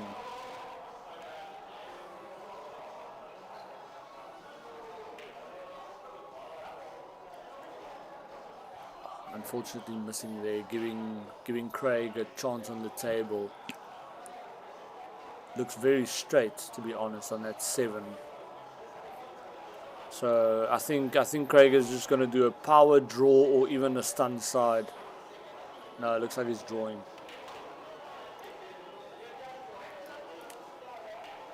Yeah, not a little bit lucky It's there. not too bad. No, it's a little bit lucky, as you can see with his reaction. He's surprised himself that he got there.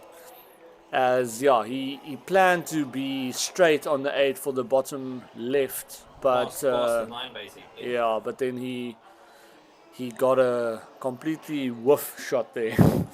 But still maintaining the position on the 8, so yeah, that's now the element of the luck shots that can happen. But us players, we have to just be mindful that, listen, I mean, don't let that go to your head. Just keep your mind, keep your focus, and just make sure you still play directly after that the same shot that you would have played.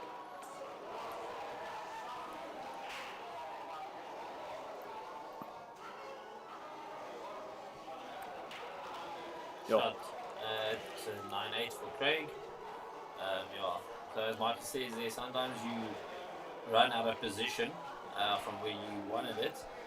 But it's important just to take that step back, reassess, and then basically replan your stroke going forward from that ball onwards.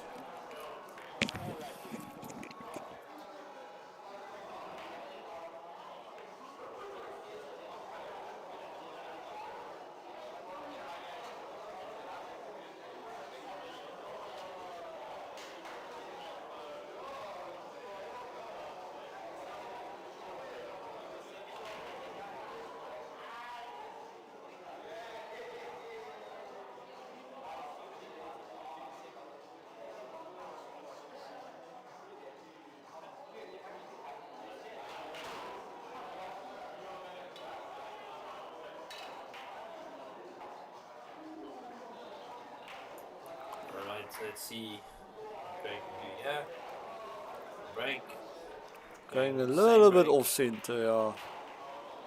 So what's the 7? Yo. And then the 3 drops.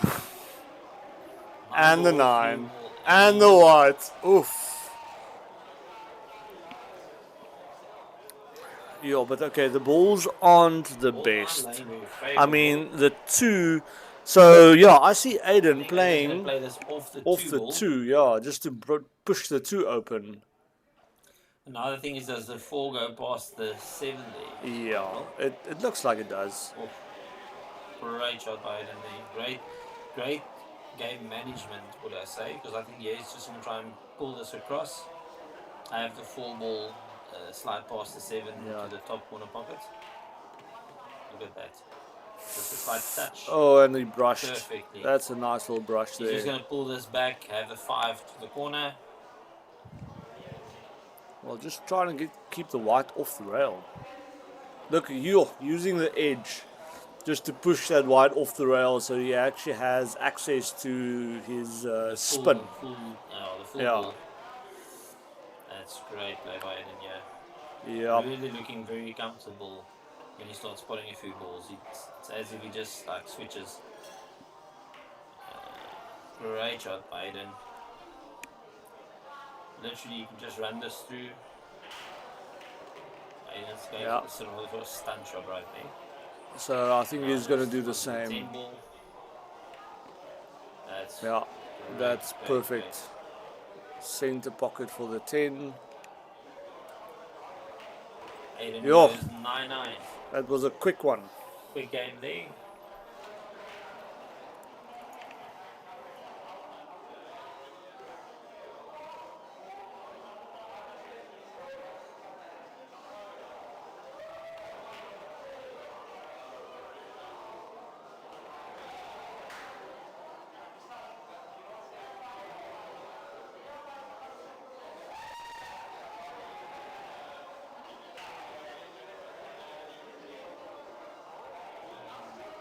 Commentate on the game, as both of these players are they're role models. They're role models in South Africa. To a lot of youngsters. Yeah, and I think it's just nice. You know, if I think this was an invitation kind of play style. We all know Aden doesn't really play on the big tables. He's a small table specialist. But Aden was very open to the invitation and taking on the challenge that was put down. And him and Craig actually had a gentleman's agreement of to what they would be playing and how it will be played. And also, I think it's very nice to see that type of play between two great players. And Craig again looking for a 3 foul, yeah. Well, not going for the 3 foul, just trying to get a better position, because I see that 3 ball is stuck against the 9. So he doesn't really have much of an option here to go for the game. But yeah, so that shot there of Aden was a beautiful shot. Unfortunately, opening up the 3 That But- basically opened the problem board. Yeah, but now the 9-10 is also stuck. But I mean, that's far down the line. So Craig might decide to go for for this. 1 or 2 balls here, as the 2 and the 3 both have pockets, and the 4 and the 5. So yeah, it seems to be quite open.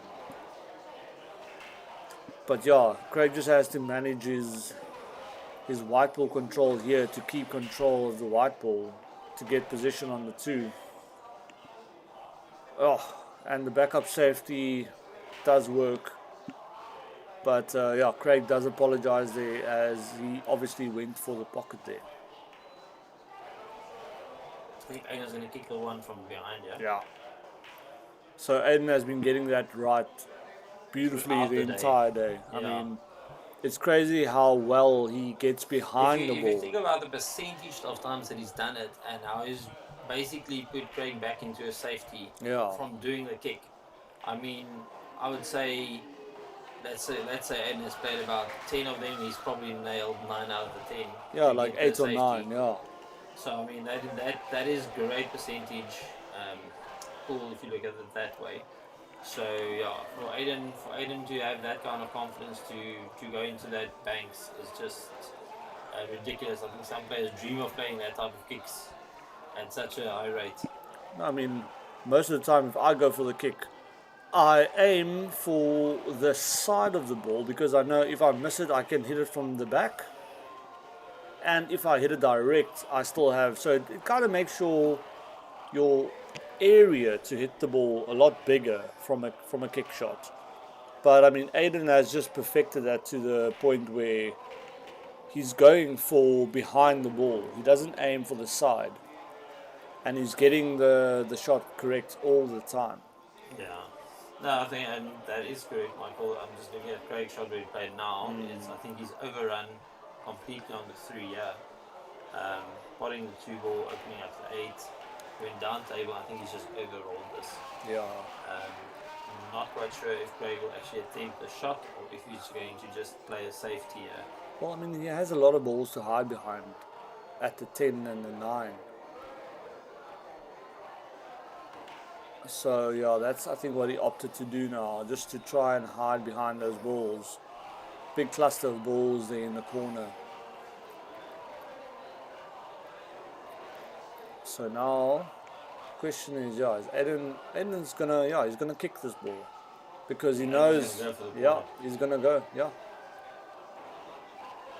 Oh, you see, so he knows how the ball changes directly after contact on the rail, because what happens is the ball basically changes direction with the spin that you give Yeah. to change the outlet Aden's angle. adapted very, very quickly on the table. It's so good to see. I mean, it just once again shows His knowledge. how professional Aden is and his knowledge of the game. I think there's a lot of youngsters that if they tune in to this game or make their way down to sessions in, say, still in today, in the next hour, or even for tomorrow when the challenge continues, they'll be able to learn quite a bit just by watching how Aden and Craig plays.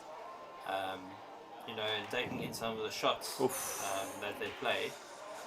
So I think that is important for the youngsters to know that there is these type of role models to look up to and to follow. Yeah. So Craig is struggling. I mean, I think the last two shots where he actually nominated where he wanted to place his white ball, he's gotten out of sorts and he didn't get the position that he wanted to.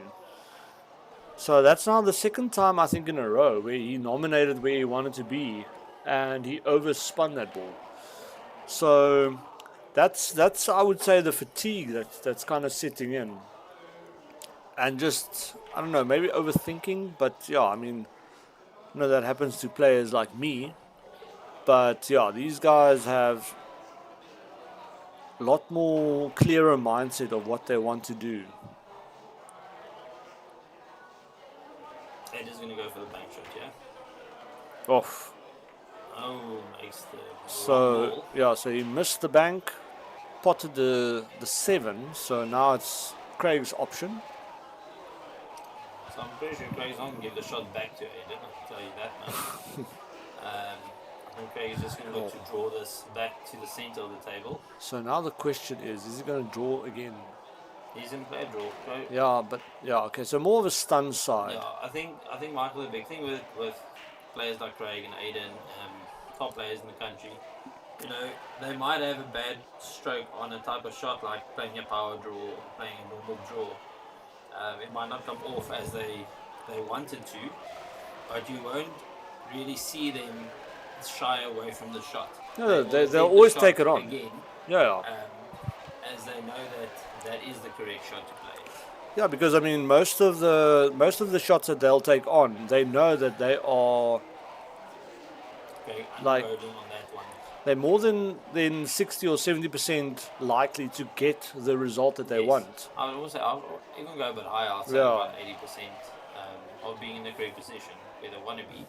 So there we see Craig actually underrolled that, but still play on the shot. But yeah, unfortunately not getting it. So now, yeah, this is now looking to be Aden's game here. Aden's just going to finish this off.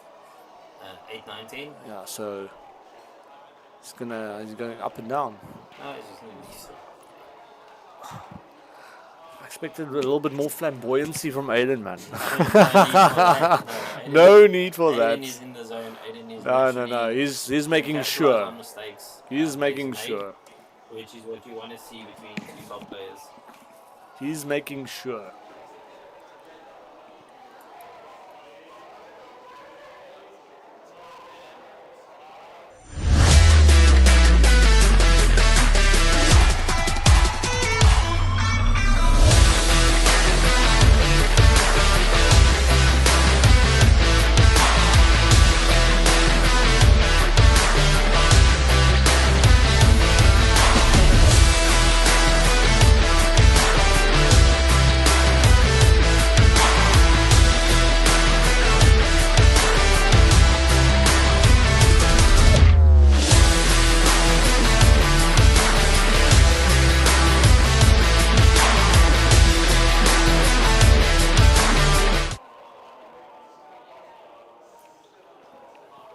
Right, so Aden has jumped into the lead again. Retaken the lead. Yep.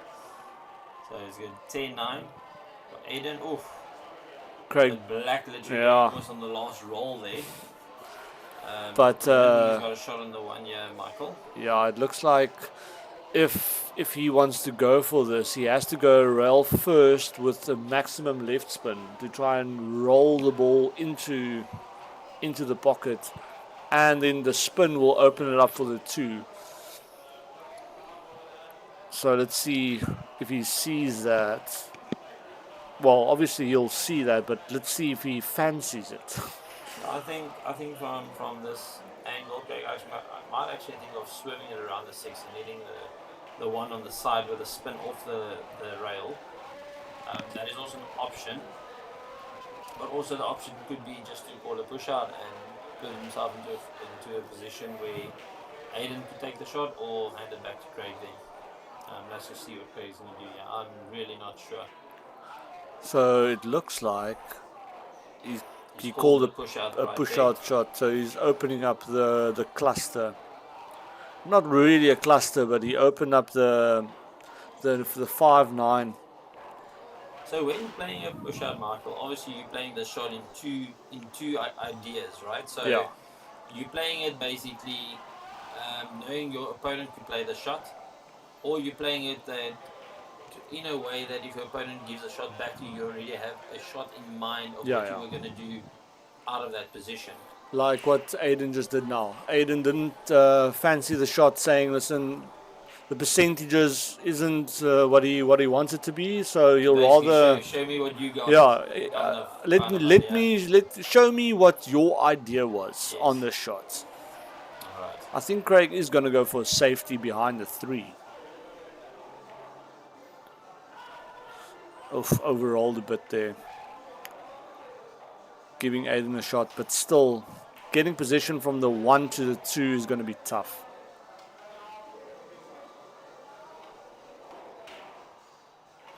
for safety. Yeah. Running the Out and wide. out safety. Yeah.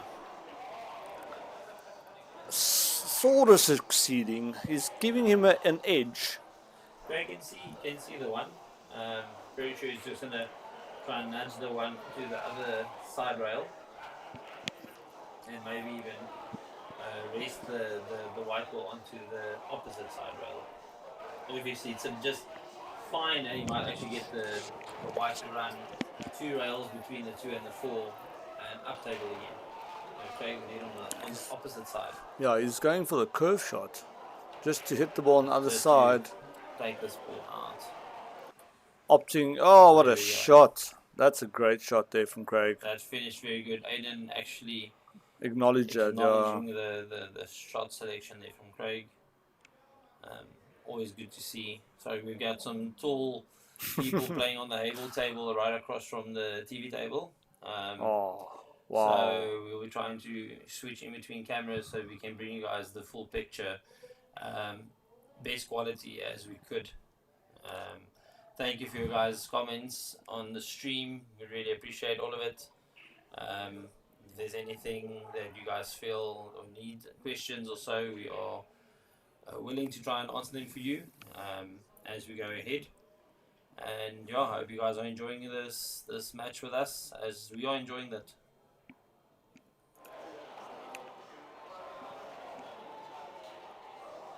Yeah, so Craig just rolling nicely in between the 5-4 to get a nice view on the 2. That 3 balls in the open. So just thinking about his angle as what he wants to play for the 4 ball that's next.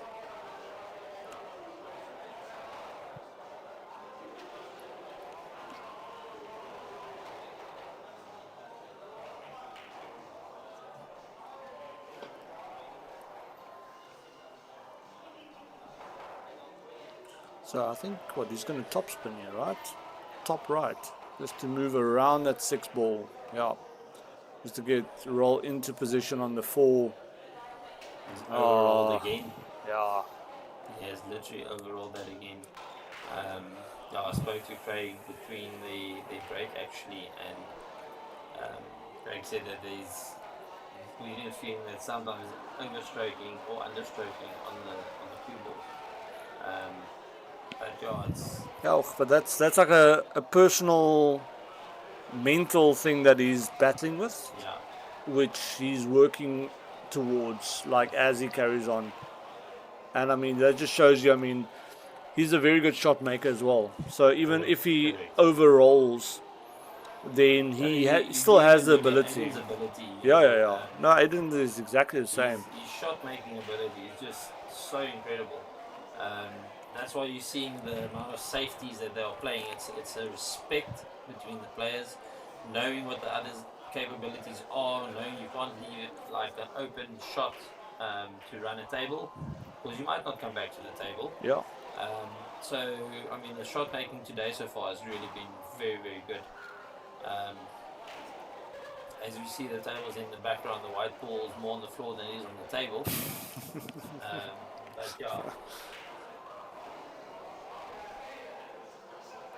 Yeah, well, I mean, I think the 9 ball table, it makes you feel sometimes like it should pot easier because the ball, the pockets are bigger, but it's a completely different feel. High quality shot. It's a completely different feel once you play on the table because you actually realize that your side spin throws so much. I think the big thing a lot of players, like even myself when I came from the small tables, I mean, I thought to myself, how do you guys miss on this table? The pockets are so big. But obviously the ball size is different from the small table to the big table, so that's one thing. And then secondly, as you mentioned now, the way the cushions actually throw the balls. I mean, and your stroke. If you're playing a normal shot down the rail, and you're just putting a little bit of side on the ball, the actual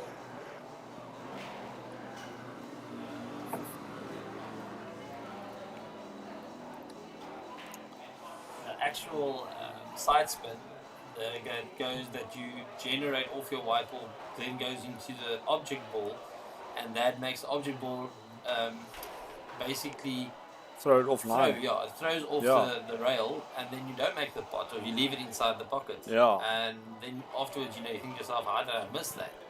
But it's because of the amount of side spin that is generated through the cue ball onto the object ball that then makes it wobble in the pocket.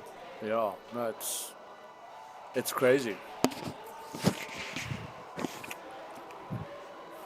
So I think that's why these shots also made a lot harder, because you have to stroke that ball dead straight. And I think I commentated Curse Craig there again. But yeah, so the thing is, as soon as the white ball is against the rail, I mean, you effectively lose 80% of the contact area where you're able to hit the white ball. So now you're forced to only hit the white ball in the center, or if you go out to the center side, you actually curve the ball, which is a mistake shot. The thing with these bigger balls on the American tables, it's just the contact point on the white ball. It's almost like an immediate deflection. Yeah. So that is why if you're hitting the ball just a bit off center, you are going to get the actual reaction, and that's why a lot of players miss easy shots. Like myself. Yeah, we all do that.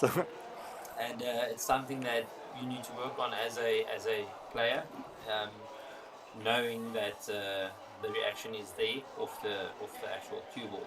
Yeah. So this was a fantastic shot by Aden. I mean, it was a white ball lovely control, pace safety. control.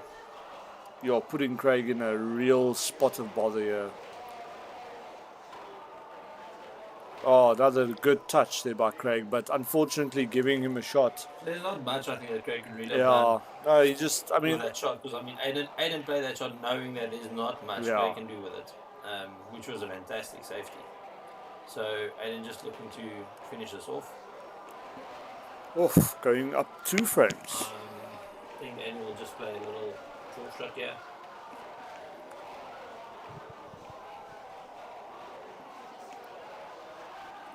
Also look at Aden's form over the race shots. You can see his eyes is level with his cue basically. So making sure of the angles that he's playing off the wrist.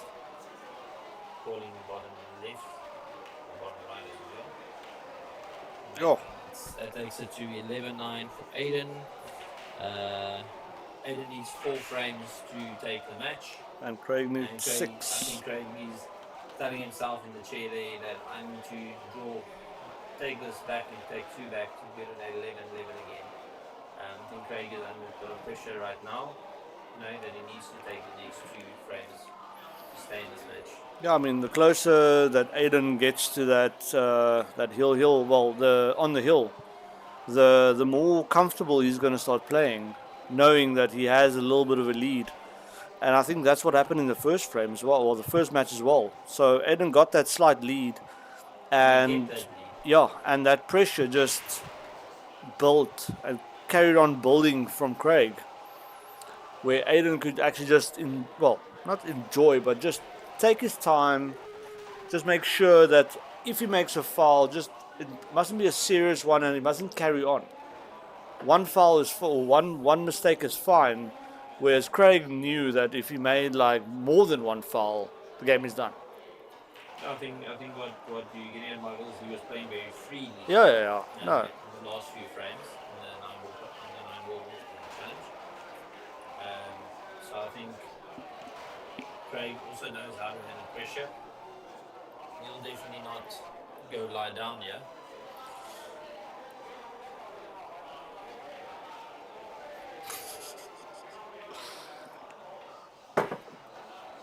Lovely comments there, guys. Remember the name. The Ghost. Aden Joseph.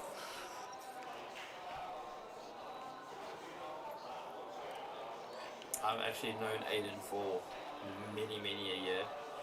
I was actually, for interest sake, Michael, I was at the very essays that Aden won his first Blackball championships.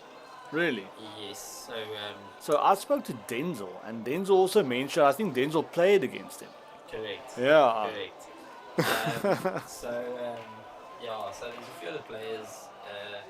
There's known Aden for 4 years. Aden's been on the scene for quite some time.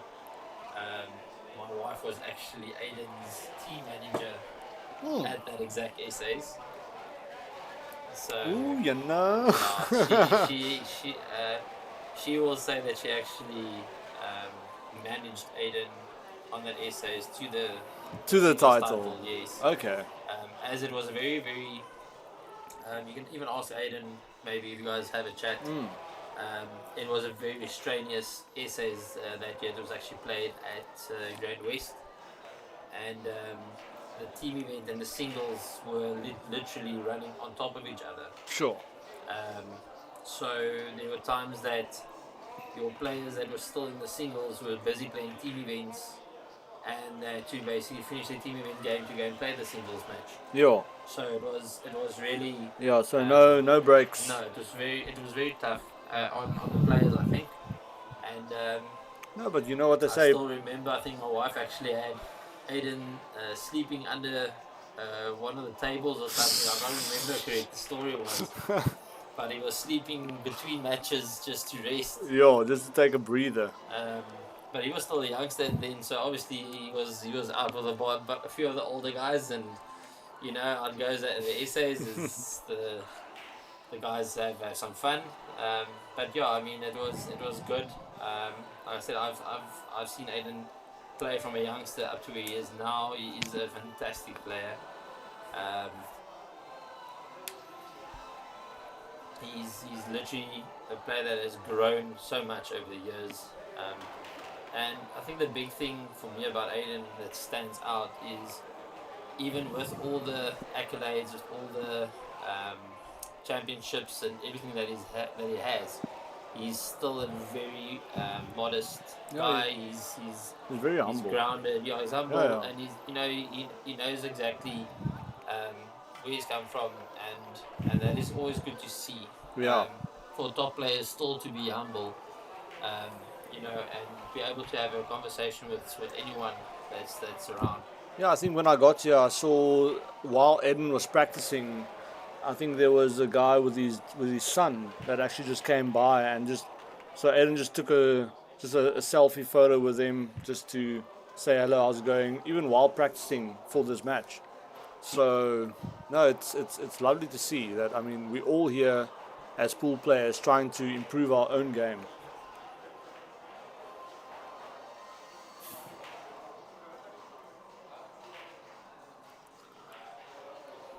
Yeah, so I think it's like you say, Michael. It's those moments, you know, those small moments. I mean, it could be a kid of 6, 7, 8 years old, 9 years old, you know, loving the game. He's just playing, and imagine you meet your hero, Aden Joseph. You know, you meet him at a club, and he puts the time aside even while he's preparing. Yeah. To have a quick chat with you, have a photo. I mean, maybe you're lucky, even tells you let's play a frame. I mean, that should be something huge for youngsters. And I know Aden's that type of person that will make the time, you know, to do that. And it's so great to see that he is that type of player and he is that type of person. So, all the credit to Aden on that. Oof. So Craig powering in that 10 ball and then losing the 10 in the middle. Bouwer, that ball Now in. to 10-11 will be Craig's break. Yes, yeah, that's Craig's break. As Aden did win the lag. I love the comments that are coming through, guys. Yeah, it's still a long weekend ahead. There's still 2 more challenge matches tomorrow. Yeah, so the Heyball The event. Heyball Oh, that's will going to be be the tomorrow. one. And then as well the it's called the Duya 9 ball. So we still we need are to the same figure boat out. as most of you on this stream. We are also trying to figure out what the difference is right there. Yeah, so but we will have a bit more. I think info. Aden mentioned to me it's more of a point system. Okay. So- basically get points per ball. No. I think it's more like a points per frame. So that's why I say, I mean, we'll have to just read up on the rules before we come to commentate, obviously, because we don't want to mislead you guys and be like, golden break, he gets 15 points. Meanwhile, it's like, no, you get like 2 points. Yeah, I can actually see I've got one of my old teammates actually on the stream as well, Mr. Seville. Very, a great player involved with the youngsters in the communities here in Cape Town and overall, with some great reach out work that he does. Really, he's brought up some great players over the past few years. I mean, you're looking at players that are feeding back into the community that is putting the time and effort in. Khalid's son Imad, I think he is the current speedball champion, if I'm correct. Didn't he up his record the he other broke day his again? own record Yeah, again. he got a world record and then he upped the record Yes, again. I think if I'm talking under correction, Khalid can maybe help us here on the stream. I think it's 42 seconds was the new record For the entire table. for the table for 15 Yeah. balls. I mean, that is just It's on another level. ridiculous.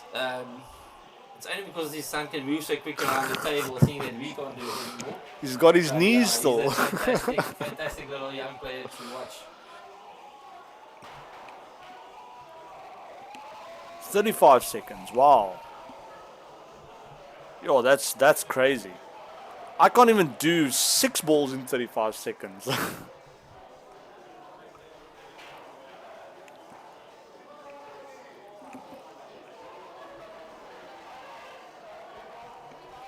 Okay, well, we've been corrected, or I've been corrected. Yeah, okay, it's 35 seconds. You and just- that's another 4 seconds off. yeah. You just got told.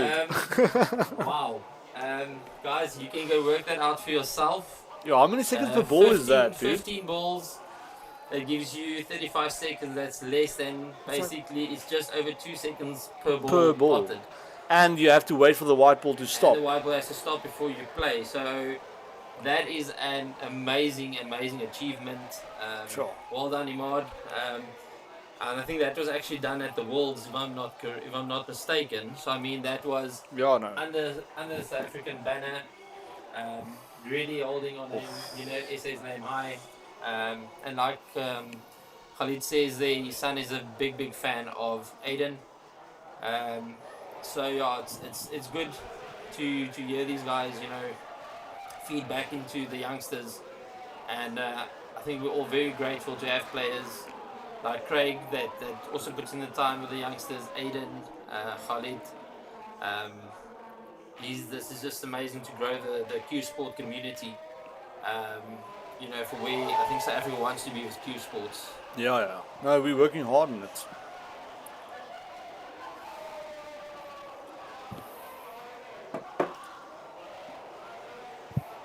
Yo, so Craig has got a tough decision here. Is he opting for deliberate foul here? I think he is, yeah. Huh? Okay, so Craig has given away a deliberate foul here. If you look Yeah. carefully, Michael, look at the layout. From the 2 to the 5. Yeah, that's what Craig played. He said, Okay. listen, I'm not giving you the ball that's in the pocket to get possession on the So 5. if you look at it, the only place where the white can end for Aden to have a shot is exactly Yeah, where where he's he's pointing pointing. right now, is to have the 5 to the corner there.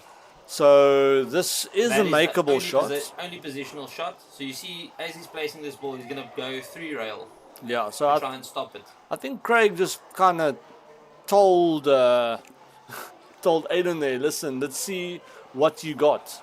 And Let's see if you let's go what for Aden's it. got, and he's And he spot on just showed it. Oh, what a shot, Aden. That's that a is great one. Fantastic play from Aden there.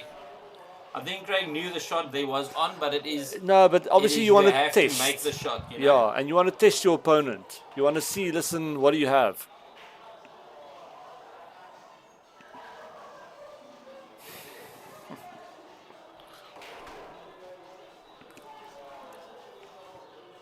Yo, what a shot there from Aden as well. Just opening up that 7, giving him a shot in the 6.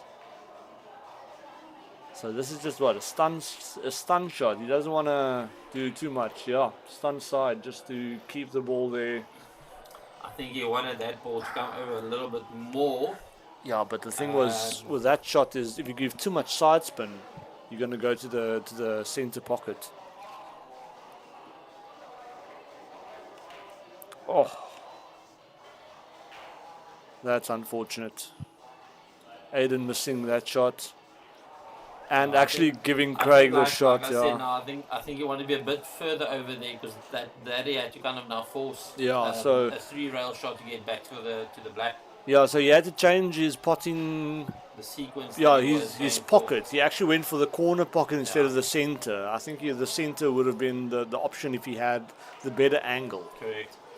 All right, so this kind of looks like a straightforward finish out here. For Craig, I don't think he needs to do too much with the white. It's just a little playing top rail, maybe even use side rail to get on the 9 and then stun the 9 there for the 10 ball. Mr. Seville, I think we don't need to go back how many years ago we were teammates. I don't think we need to do that on this platform. We will be giving away our age.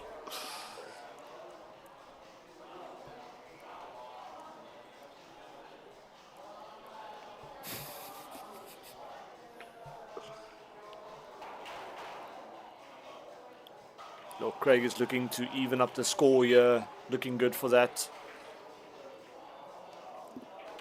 Straight shot there. I agree with that 100%. Score is 11-11. They call Aden the ghost.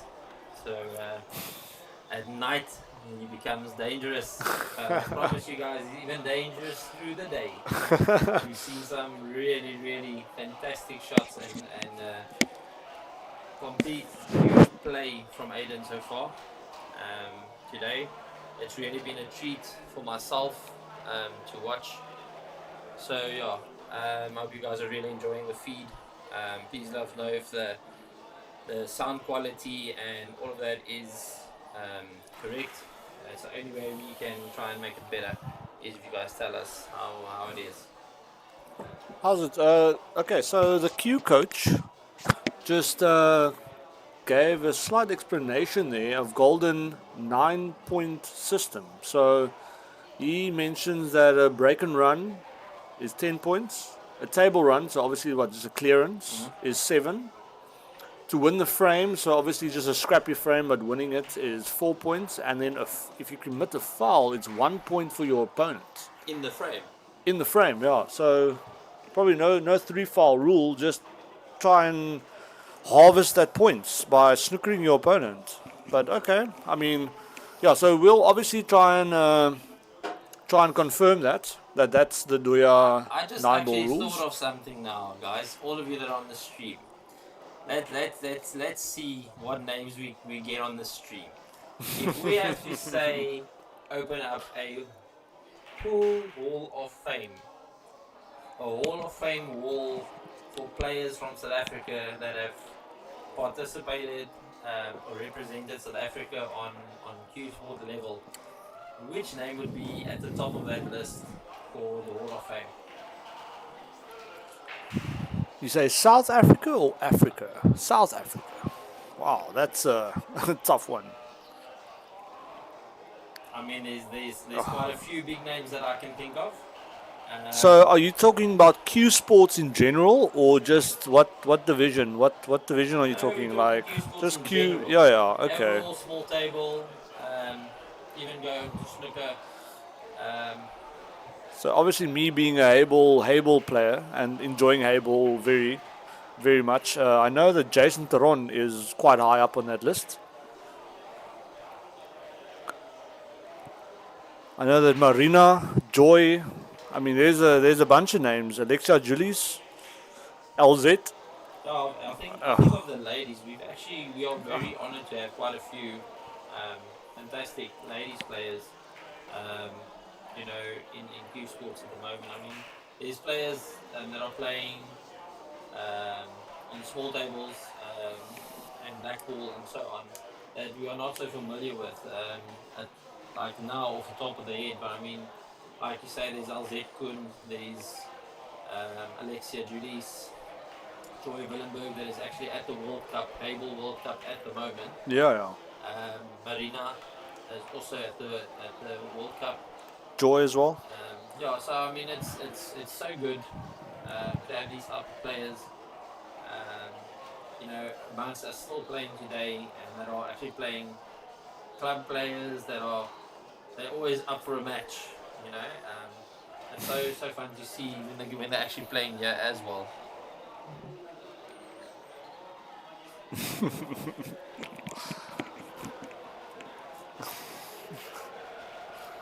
Got some good friendly banter going on in the comments here.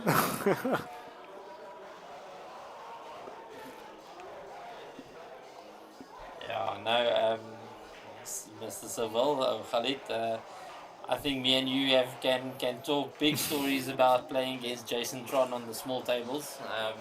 Yeah, that's above my pay grade. We were in that time, you know, when Jason was under 23s. We came through with Jason. Obviously, Jason just took it further. Fantastic player, small table, big tables, all of it. He's actually playing very, very well on the Heyball circuit at the moment. Yeah, he's playing really well. Some really, top class tournaments that he's played in. He's made good finishes. He's got into top positions. He got to the second position, right, in one of those comps. In one of the comps, he lost in the final. I think it was to Jack Whelan, if I'm not mistaken. He lost to. Okay, well, I'm not sure, but so all I know is that he played really well. I think that was in the World Cup, or not the World Cup, but it was I see in the comments now that the ladies have made the top 16 of the Australian World Championship. So that is the World Cup of Heyball. They are in the top 16. So well done. That team that is there at the moment, if I'm not mistaken, it's Joy Willenberg. There is Marina Jacobs. Third name actually is not in my mind at the moment. Wasn't it like Nicole or something? And then the men have also made the top 16. Sure. So Africa really doing well on the Heyball scene. It's good. I think most of you that follow Heyball will actually also know that there's really some class players on the Heyball circuit at the moment. So to make the top 16 is, there we go, Nicola, I think it's Nicola. Yeah, Nicola. Yeah, She's Nicola. actually the third player of the ladies team. Thank you for the help there, Mr. Sybil. I mean, people that know these three players will know it's a very, very strong team. High hopes for that. It's a very interesting format that they're actually playing at the moment there. Really? Is it what, three-person teams or? Yeah, so Michael, the what I've seen so far is there's singles matches and there's Scotch doubles matches.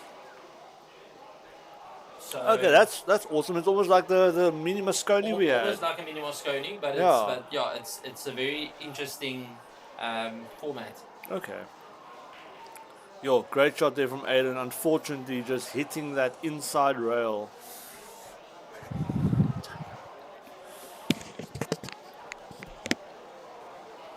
Right, so we're getting some nice feedback here in the comment section. Thank you so much, guys. So the Heyball men will be playing. Just want to see a Portugal in the last 16 match, round of 16, and the ladies have drawn the tough. The robots. China. The robots. In the 16, but I don't think we need to worry too much about who they are playing, because those teams should be worrying against who they are playing. So I think let's just back our men and ladies in that. Take them into deep waters, ladies. Let's see if they can swim. Snook them. Let's see what we can produce on the Heyball circuit at the Worlds. Snook them, ladies. Come on. Oh, Make them play a game that they're not used to. Aden's going to get a Oof. safety here.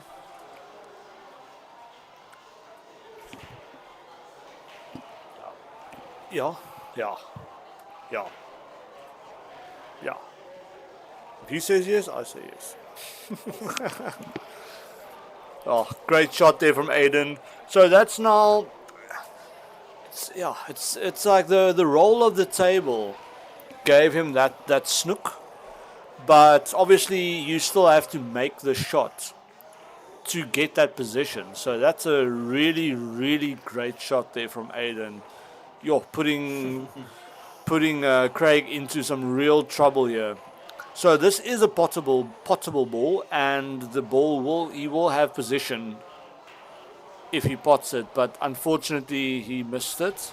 So this seems to be a frame that Aden is in the lead here. So Aden should take this one. Khalid, is that invite to to us to come see the growth with your academy, or has that gone out there to everyone on the group? Really, I would be more than happy to pop in there by the academy. I think we'll get frak geskiet daar, so those kids will demolish us. Khalid does amazing work with the youngsters.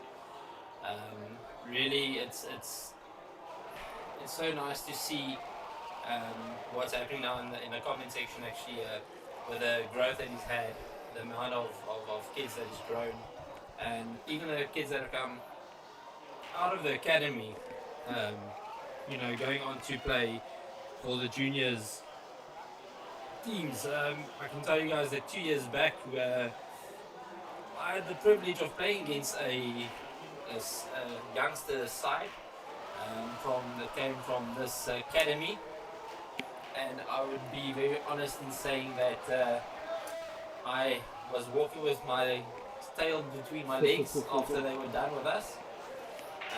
It's just fantastic players, and I'm talking about no fear pool. No fear pool. But I mean, it's so nice to see these youngsters, and they always play with such positivity in the game, and that I can tell you comes from a coach, which you have in Khalid, that really iterates into the youngsters. You play each ball on merit, you play each opponent on merit. I said I've known Khalid for quite some time. I had the privilege of actually being on the board with him as well for some time. So he's really trying to put in everything he has back into the sport to grow it. So well done, Mr. Sybil.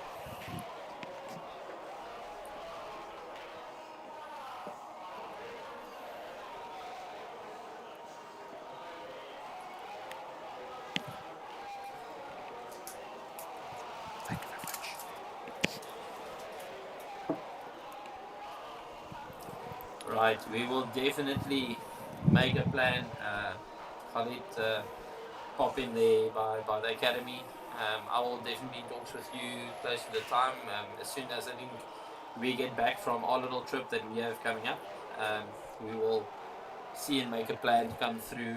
Maybe one afternoon or so. We can just we should try and get catch up a bit. HPU involved as well. I mean, I know Adil is also doing some big things at the moment. With a few things, but I think they won't talk with it on that. Yeah.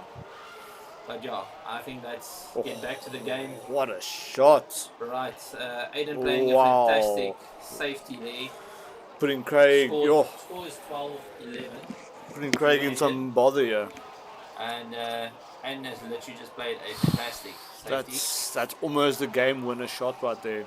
So Craig needs to touch this ball to stand a chance, because I do see some positional play that can happen. Oh, it works. So that's now getting the roll of the table. That is a great get, firstly, and then you can say it's a bit of luck for the double kiss off the two, and then getting a positional shot onto safety, basically. And it's just going to push this ball up rail, bring the white I just back see the again. same, just see the same bad situation. I mean, Aden is in control here. I'm telling you now, this shot right here, you could run us off the 2. Yeah, to drop that onto 5. the 5, but I didn't see But Craig then- but- call a pocket. So Oh, he's probably just going to touch this and run yeah. back. So the thing with that shot, right, is you have to be mindful of where you're going to leave the 2.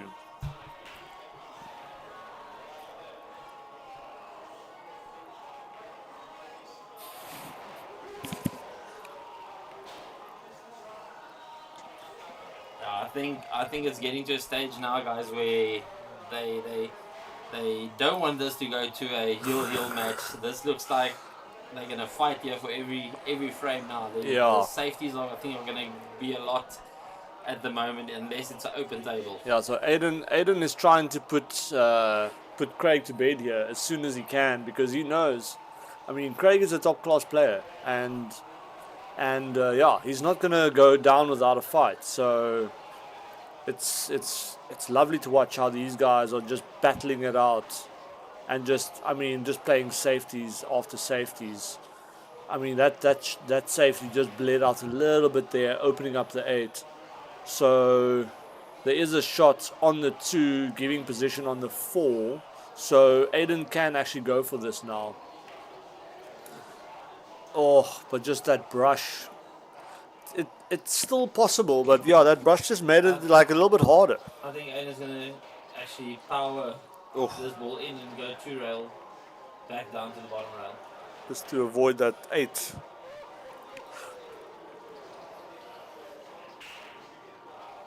So yeah, that's a good roll. So the ball is not open for Craig, unless he's gonna go for the cut to the bottom right.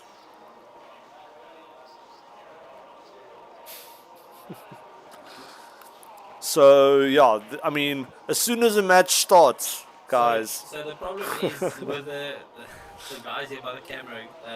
It's a Heyball table, and there is enough space between the tables, but it is when the other players are standing away from the table to look at a shot, where it's basically you can see their head, and so it's not directly behind the table. Yeah, so we can change the camera angle to look like this, but I don't think it gives you a clear representation of each shot. So, or maybe should we ask you guys, which angle would you like? Should we switch the angle between frames, or maybe between shots as the players are going? yeah, just let us know on the comments, and yeah, we'll accommodate where we can.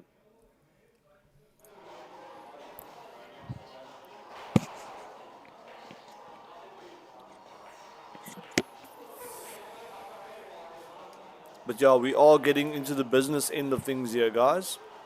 So it's getting very close now. Oof, so Craig potting that ball into the wrong pocket, giving Aden an opportunity to choose if he wants to continue from here. And yeah, that 6 looks pretty open. So getting from the 5 to the 6 should be easy for Aden here. And the 6 to the 8 is also pretty good. So Aden is in a commanding position at the moment with a 1 frame lead. Oh. I think Aden's going to get a safety action. No, the ball's going to roll a bit much. So yeah, that's a get out of jail free card again there for Craig.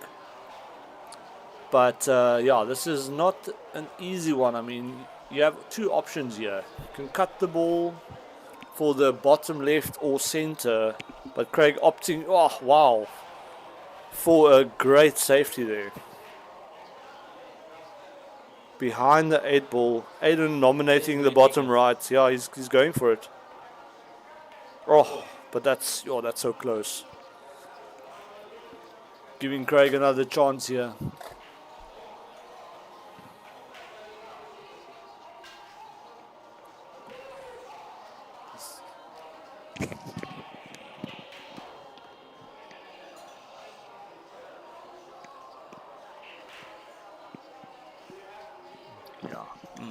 Alright, thank you so much, guys, for the responses in the comments. Really, really appreciate it. Like I said, only way we can make it better is for you guys to just give us some assistance in the comment section.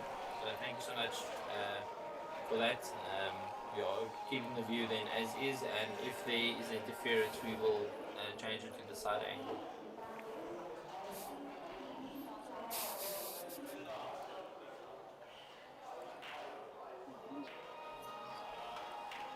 Oh, another great shot there from Craig. I think that 9 goes through, so this is literally just a stop shot. And then, yeah.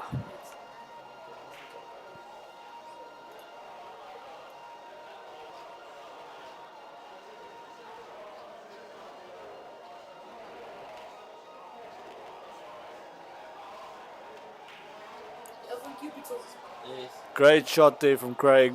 Yo, potting that 9 into the corner, leaving himself on the same angle for that 10. Yo, what a game. Making it 12-12. Now let's see what's going on, guys. Come on.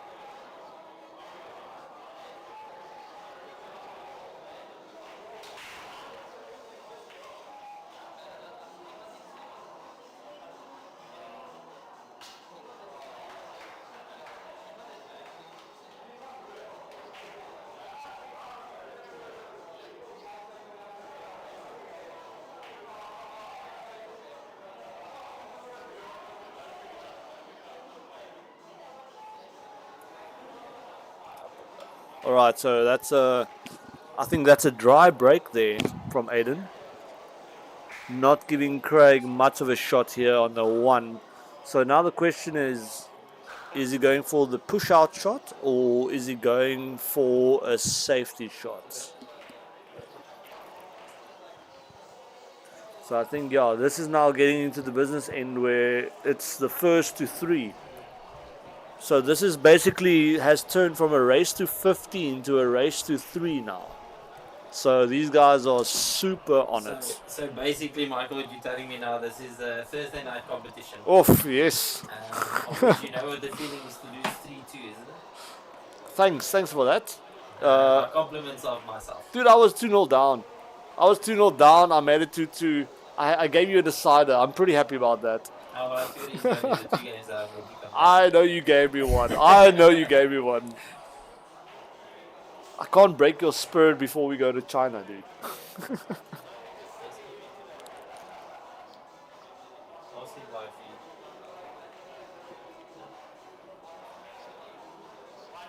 And I definitely can't break your spirit before we go to the All Africa. Yeah. I mean, we know what happened in the first round in the league. So for the guys in the comments, the guys that are down in Cape Town and that are close by, Thursday nights is competition nights. If you guys are up for some fun, literally, I mean fun and some laughter, banting, some good banter. Come down to sessions, comp starts 7 o'clock. Please make sure to phone Craig or one of the guys and just put your name in if you are running a bit late. And yeah, come and join in. It is the 100 Rand entry and you are allowed to use the tables for the night. If you're out the competition, you can have some free play on the tables. Yeah, I think last time we played, we had a double elim for $100, which is awesome. So it was very nice. It was really, and it's good players playing, but we had a player that came here for the first time on Thursday night. It was his first comp. He made it all the way to the semi-finals. Yeah, because I think the winner round is a race to 3, and then the loser round is a race to 1. So a 1 frame it opens it up to anyone to actually have a chance to take out a big name, like we see who's playing right now, like even Aden. I mean, any player can make a mistake, and especially if you play 10 ball. If Aden makes a mistake on the 10 ball, you win the frame. I mean, I think I lost my match in the loser round because I missed an easy 10. Yes, I lost to Keegan Yeah, Bolt. what a guy, Yeah, fantastic. dude! What a guy. Sessions. He took me out in the one frame straight, of which unfortunately I cleared from the 4 and I left the 10 in the pocket. And he potted the 10 ball, but I mean, that is 10 ball for you. And that's the fun of it, especially in the one frame. That's tough. Ooh, okay, so So Craig is allowed to give the shot back to Aden, yeah, actually. so which that's what he's definitely doing with a do. big smile. You can see there's a proper handover of the shot right there. So basically, this is what we mean with it's a loss of turn shot if you pot the wrong ball, and your opponent gets to choose if he wants the table or not. Now Aiden opted there for a deliberate foul, giving the shot back to Craig. So Aiden is on a 1 foul right here. So Well, now I think Aiden already knew the 3 is really tied up. yeah, no, So- but he tied it up. Yeah, so, So, yeah. he's going to play this now. I think Craig is going to try and play for a 3 foul, yeah? To be very honest with you. I think what Craig did there was he didn't want to be too close to those 2 balls because he wants Aiden to jump at this. Because the thing is, it's a very close It's a jump. 2-ball jump. Yeah, it's a 2 ball jump and it's quite close. He's going to swerve. No, I think he's just checking the jumping angle. But yeah, touching that 2 where the 3 and the 7 is just so close. He's going to kick again. Yeah, he's confident in it. Oh, what a shot! Yo, the confidence to just play that ball. What a shot. Oh, Yo. one. I think he gave Craig an angle Look at the there. white ball still spinning. Goh. Great shot by Aiden there. Yeah, that, like Michael says, confidence oozing out of Aiden there. That shot. Yeah, but I mean, these players have been playing the entire day on the same table, so I think they kind of got the feel of the table now. So I think now we're going to start seeing some fireworks.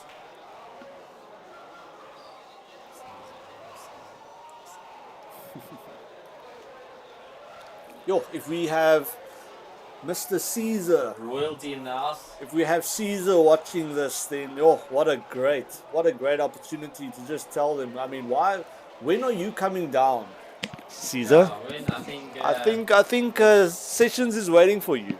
this would be opportunity as well. I don't know if Caesar's on there, if you make contact, if you're ever down in South Africa.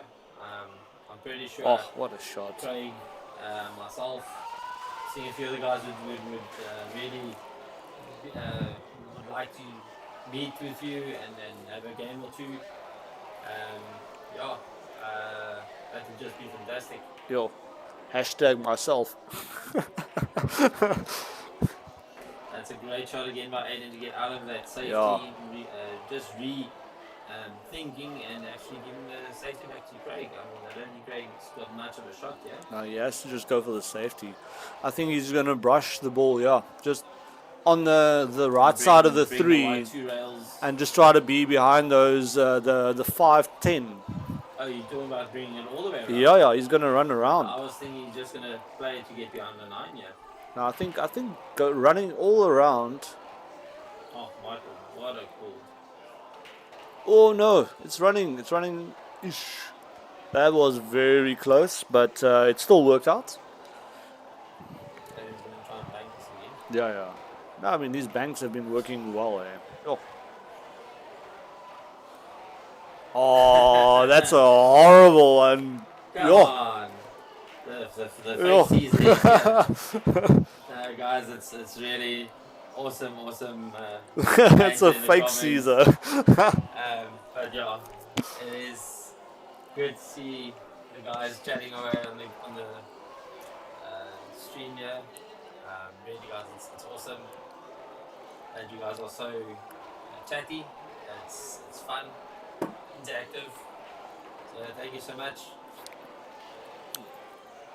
But we'll even put the invite out to the fake Caesar. That's no problem.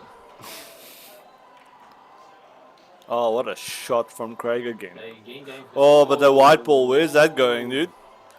Oh, my soul. That's an unfortunate one. Now that Craig stopped the ball. Do not do that in the nationals. You will be penalized. You will have a loss of frame. So yeah. Or double fouls. But this is being played really in good sportsmanship. Yeah. Between Craig and Aden so for the whole day. This is a challenge match, but still. No, but the sportsmanship was at a very, very high level. Yes.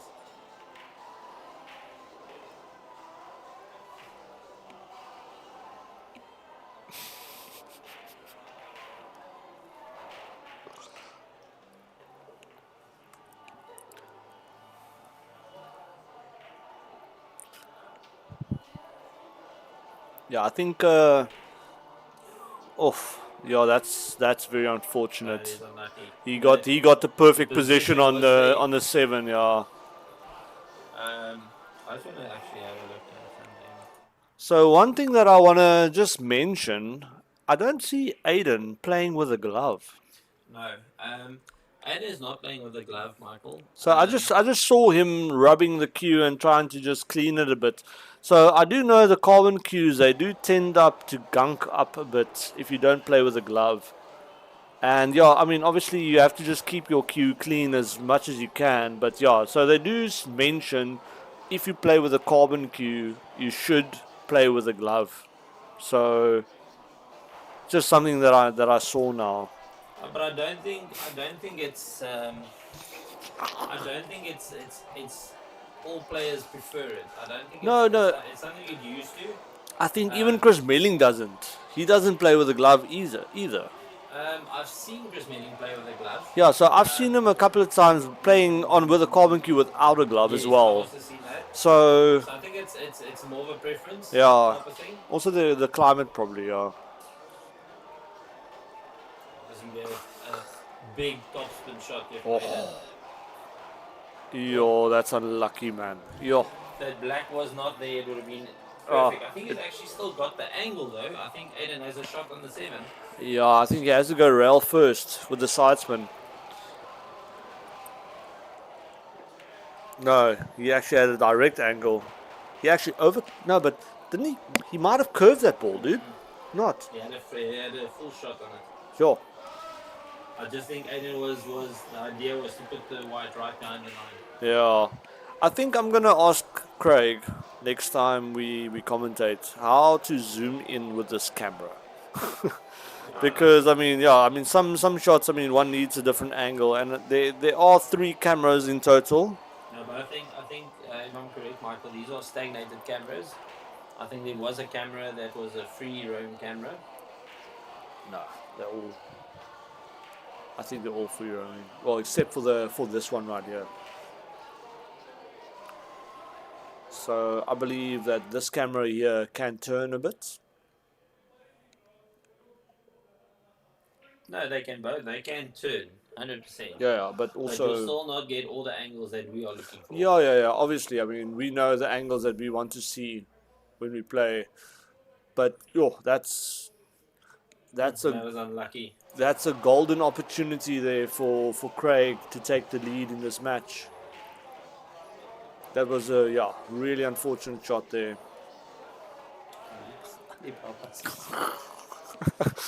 The comments on Caesar here is getting quite interesting.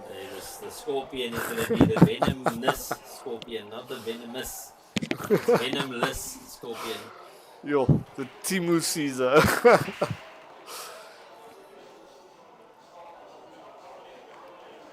I think we all have shopped on Timu and realized what that comment meant.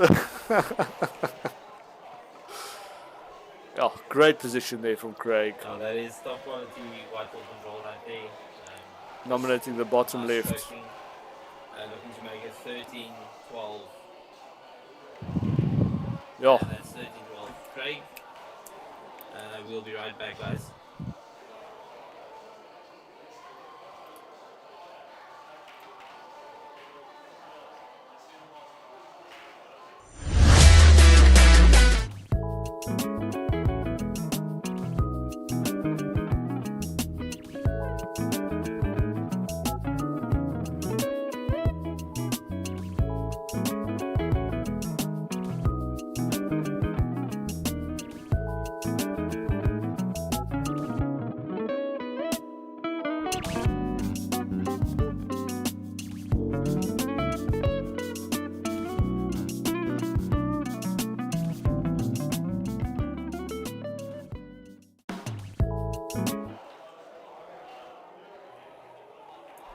So Craig's breaking off in this match right here, leading 13 frames to 12. 6 Yeah. out of a possible Oof. Wow, what a break. 29 frames. So the one has a pocket to the bottom left corner. The 4 ball goes into the bottom right. The 5 is there. The 6, okay, the 6 is a bit against the rail, but No, that's fine. no, yeah. It's not lying up against the rail, Michael. It's not lying to the pocket. You know? Yeah. there's more No, than enough space there's way to- enough space, yeah. And then the 6 goes to the 7. So if Craig does well, this should be a break and run. Well, it's, I don't wanna just he's made the 2 ball. I think, did he roll too much there? Did he roll too much? Yeah, I think he might have a slight angle. So now he has to try and keep the white ball. So I think he's going to try and play the 5 to the center. Yeah, to the center it looks like, yeah. No, he's going to the same That one. is a top Wow. shot. What a shot. I was about to say I would not be favourable to play that 5 to the centre pocket. No, it's a horrible shot. I mean, the edges on these pockets are quite rough. no forgiving us on those pockets. There we go. Craig's going to roll this down the rail, keep the white ball more or less past the 9 ball there in the centre of the table. That's where he's looking. The 8, the And 7 then to he's the just gonna 8, need to yeah. get onto the 8 ball. I think he's gonna, if he leaves himself straight enough, he'll probably just play a draw and off the 7 to get onto the 8. Yeah. Either a draw or even a top right spin to just check it off the rail and straighten it out. Not going to do much with this ball. No. So- That's perfect. So that's perfect. Wow. You'll see even. Yeah, he's going to draw Maybe a that little straight bit of back a to side even angle where there. he is now. So he's got the full pocket to work with. He's going to play top spin off the rail. Oh, he's overhit that. Yeah, that's still good. He has completely overhit that. He duffed it a bit there, but the thing is, I mean, I think he can still try and keep it with a left spin. Yeah, he can clearly cut this into. Yeah, but he made it a lot harder than he wanted to But there. if you look where he's putting his cue now, that's where he actually wanted it. Yeah. That's why I thought the draw would have been the shot, I yeah. would also probably play on the draw there, but yeah, Craig saw that the top spin Oh, going for the safety. percentage. That's Craig- just, oh. Craig knowing that he did not have the shot really there. I mean, was the a shot risky shot. wasn't really on. I mean, obviously you can force it, and Craig is a potter, and he would probably be able to pot it, but I think he did not fancy the positional play that he might have gotten after that. Aden basically giving Craig more or less the same shot again. Yeah. You know, after the mindset, knowing that he's probably going to play a safety again. Oh, there's another ball flying off the We got table a- there from the 4. from Oh, look at so- that. So, fans. so that's now just perfecting the shot, just snookering him again. So this is, yeah, just Craig just showing. Actually, I think Aden pulled the pocket here.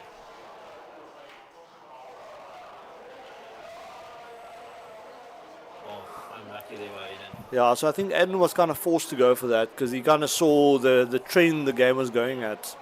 No, but he didn't have a shot really on the back, so he had to play the kick. I think he was actually playing to cut it a lot finer. Yeah, but what I mean with that is that Craig's choice that he played the initial safety wasn't as good as the second, and the second one was better. So I think Aden kind of saw, listen, this is a downward trajectory, and rather get ahead of it and go for the shots than getting snookered to the point where you give the game away.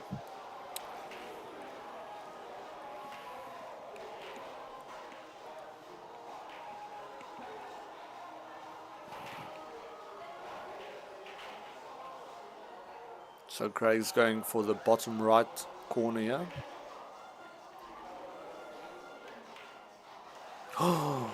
That's something you don't see every day. Craig is even as shocked as we are. So that's what I mean with the mental fatigue, guys. It happens to everyone. Yo, that's a big one. Big mistake. Now Aden has the option. He hasn't left the white in a way where it's just a gimme. Yeah, but it's Aden spottable, dude. Quality Dude, it's spottable. Yeah, I think Aden. So Aden just needs to just stand back, just take his time on the shot, just recenter himself, say to himself, listen, I've got another opportunity. I've got a chance. Just make sure that the social players behind you don't mess up with your With your stroke, yeah.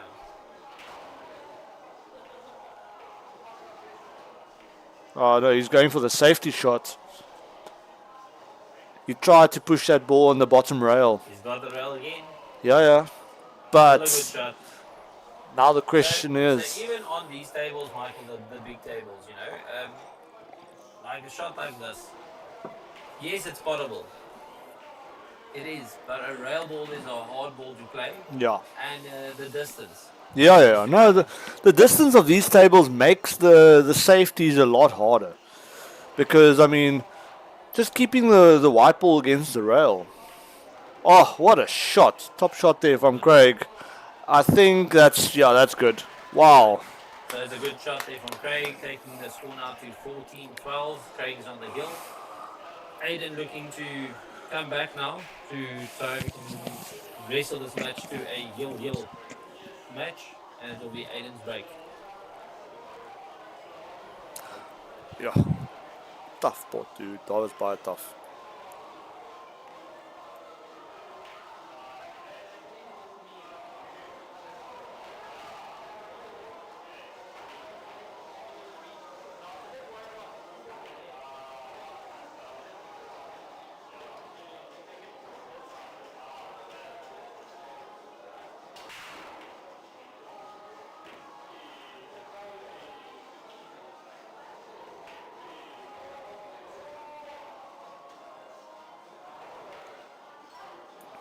That's very unfortunate, guys. So Aden just dropped a couple of balls, really nice break, but unfortunately dropped the white.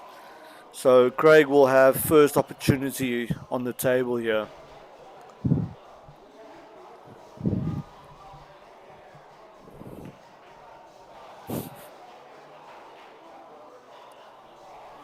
The scoreboard is updated. The score now 14-12. That is the score as it is. Craig's on the hill. So Craig's got ball in hand after Aden has dropped the white ball on the break. So Craig looking to finish the match off. Yo, this looks, like I mentioned the first time, I mean, all the balls have a pocket here, guys. That 2 ball goes to the bottom side, the 3 goes to the center, the 4 goes to the center. the 7 into the other center, the 8 is in the pocket. I mean, this is looking good for Craig, bringing the game frame up to 1-1. Yeah, the challenge match is basically consistent out of 4 separate matches. I think how we have looked at it is basically, if you look at the pot that they are playing for, it breaks down to I think 10k per race. basically. Yeah. So this match, if Craig does win it, it goes basically to a 1-1. Oh, what a shot! That's a great shot from Craig there. Yo, even giving him the angle to come out. To come out and run for the 8 I ball. think he's going for a 1 rail, yeah, just to be below that 10 ball. He might use a second rail. Yeah. Use the second rail because the second rail just makes your angle. Well, just checks your speed.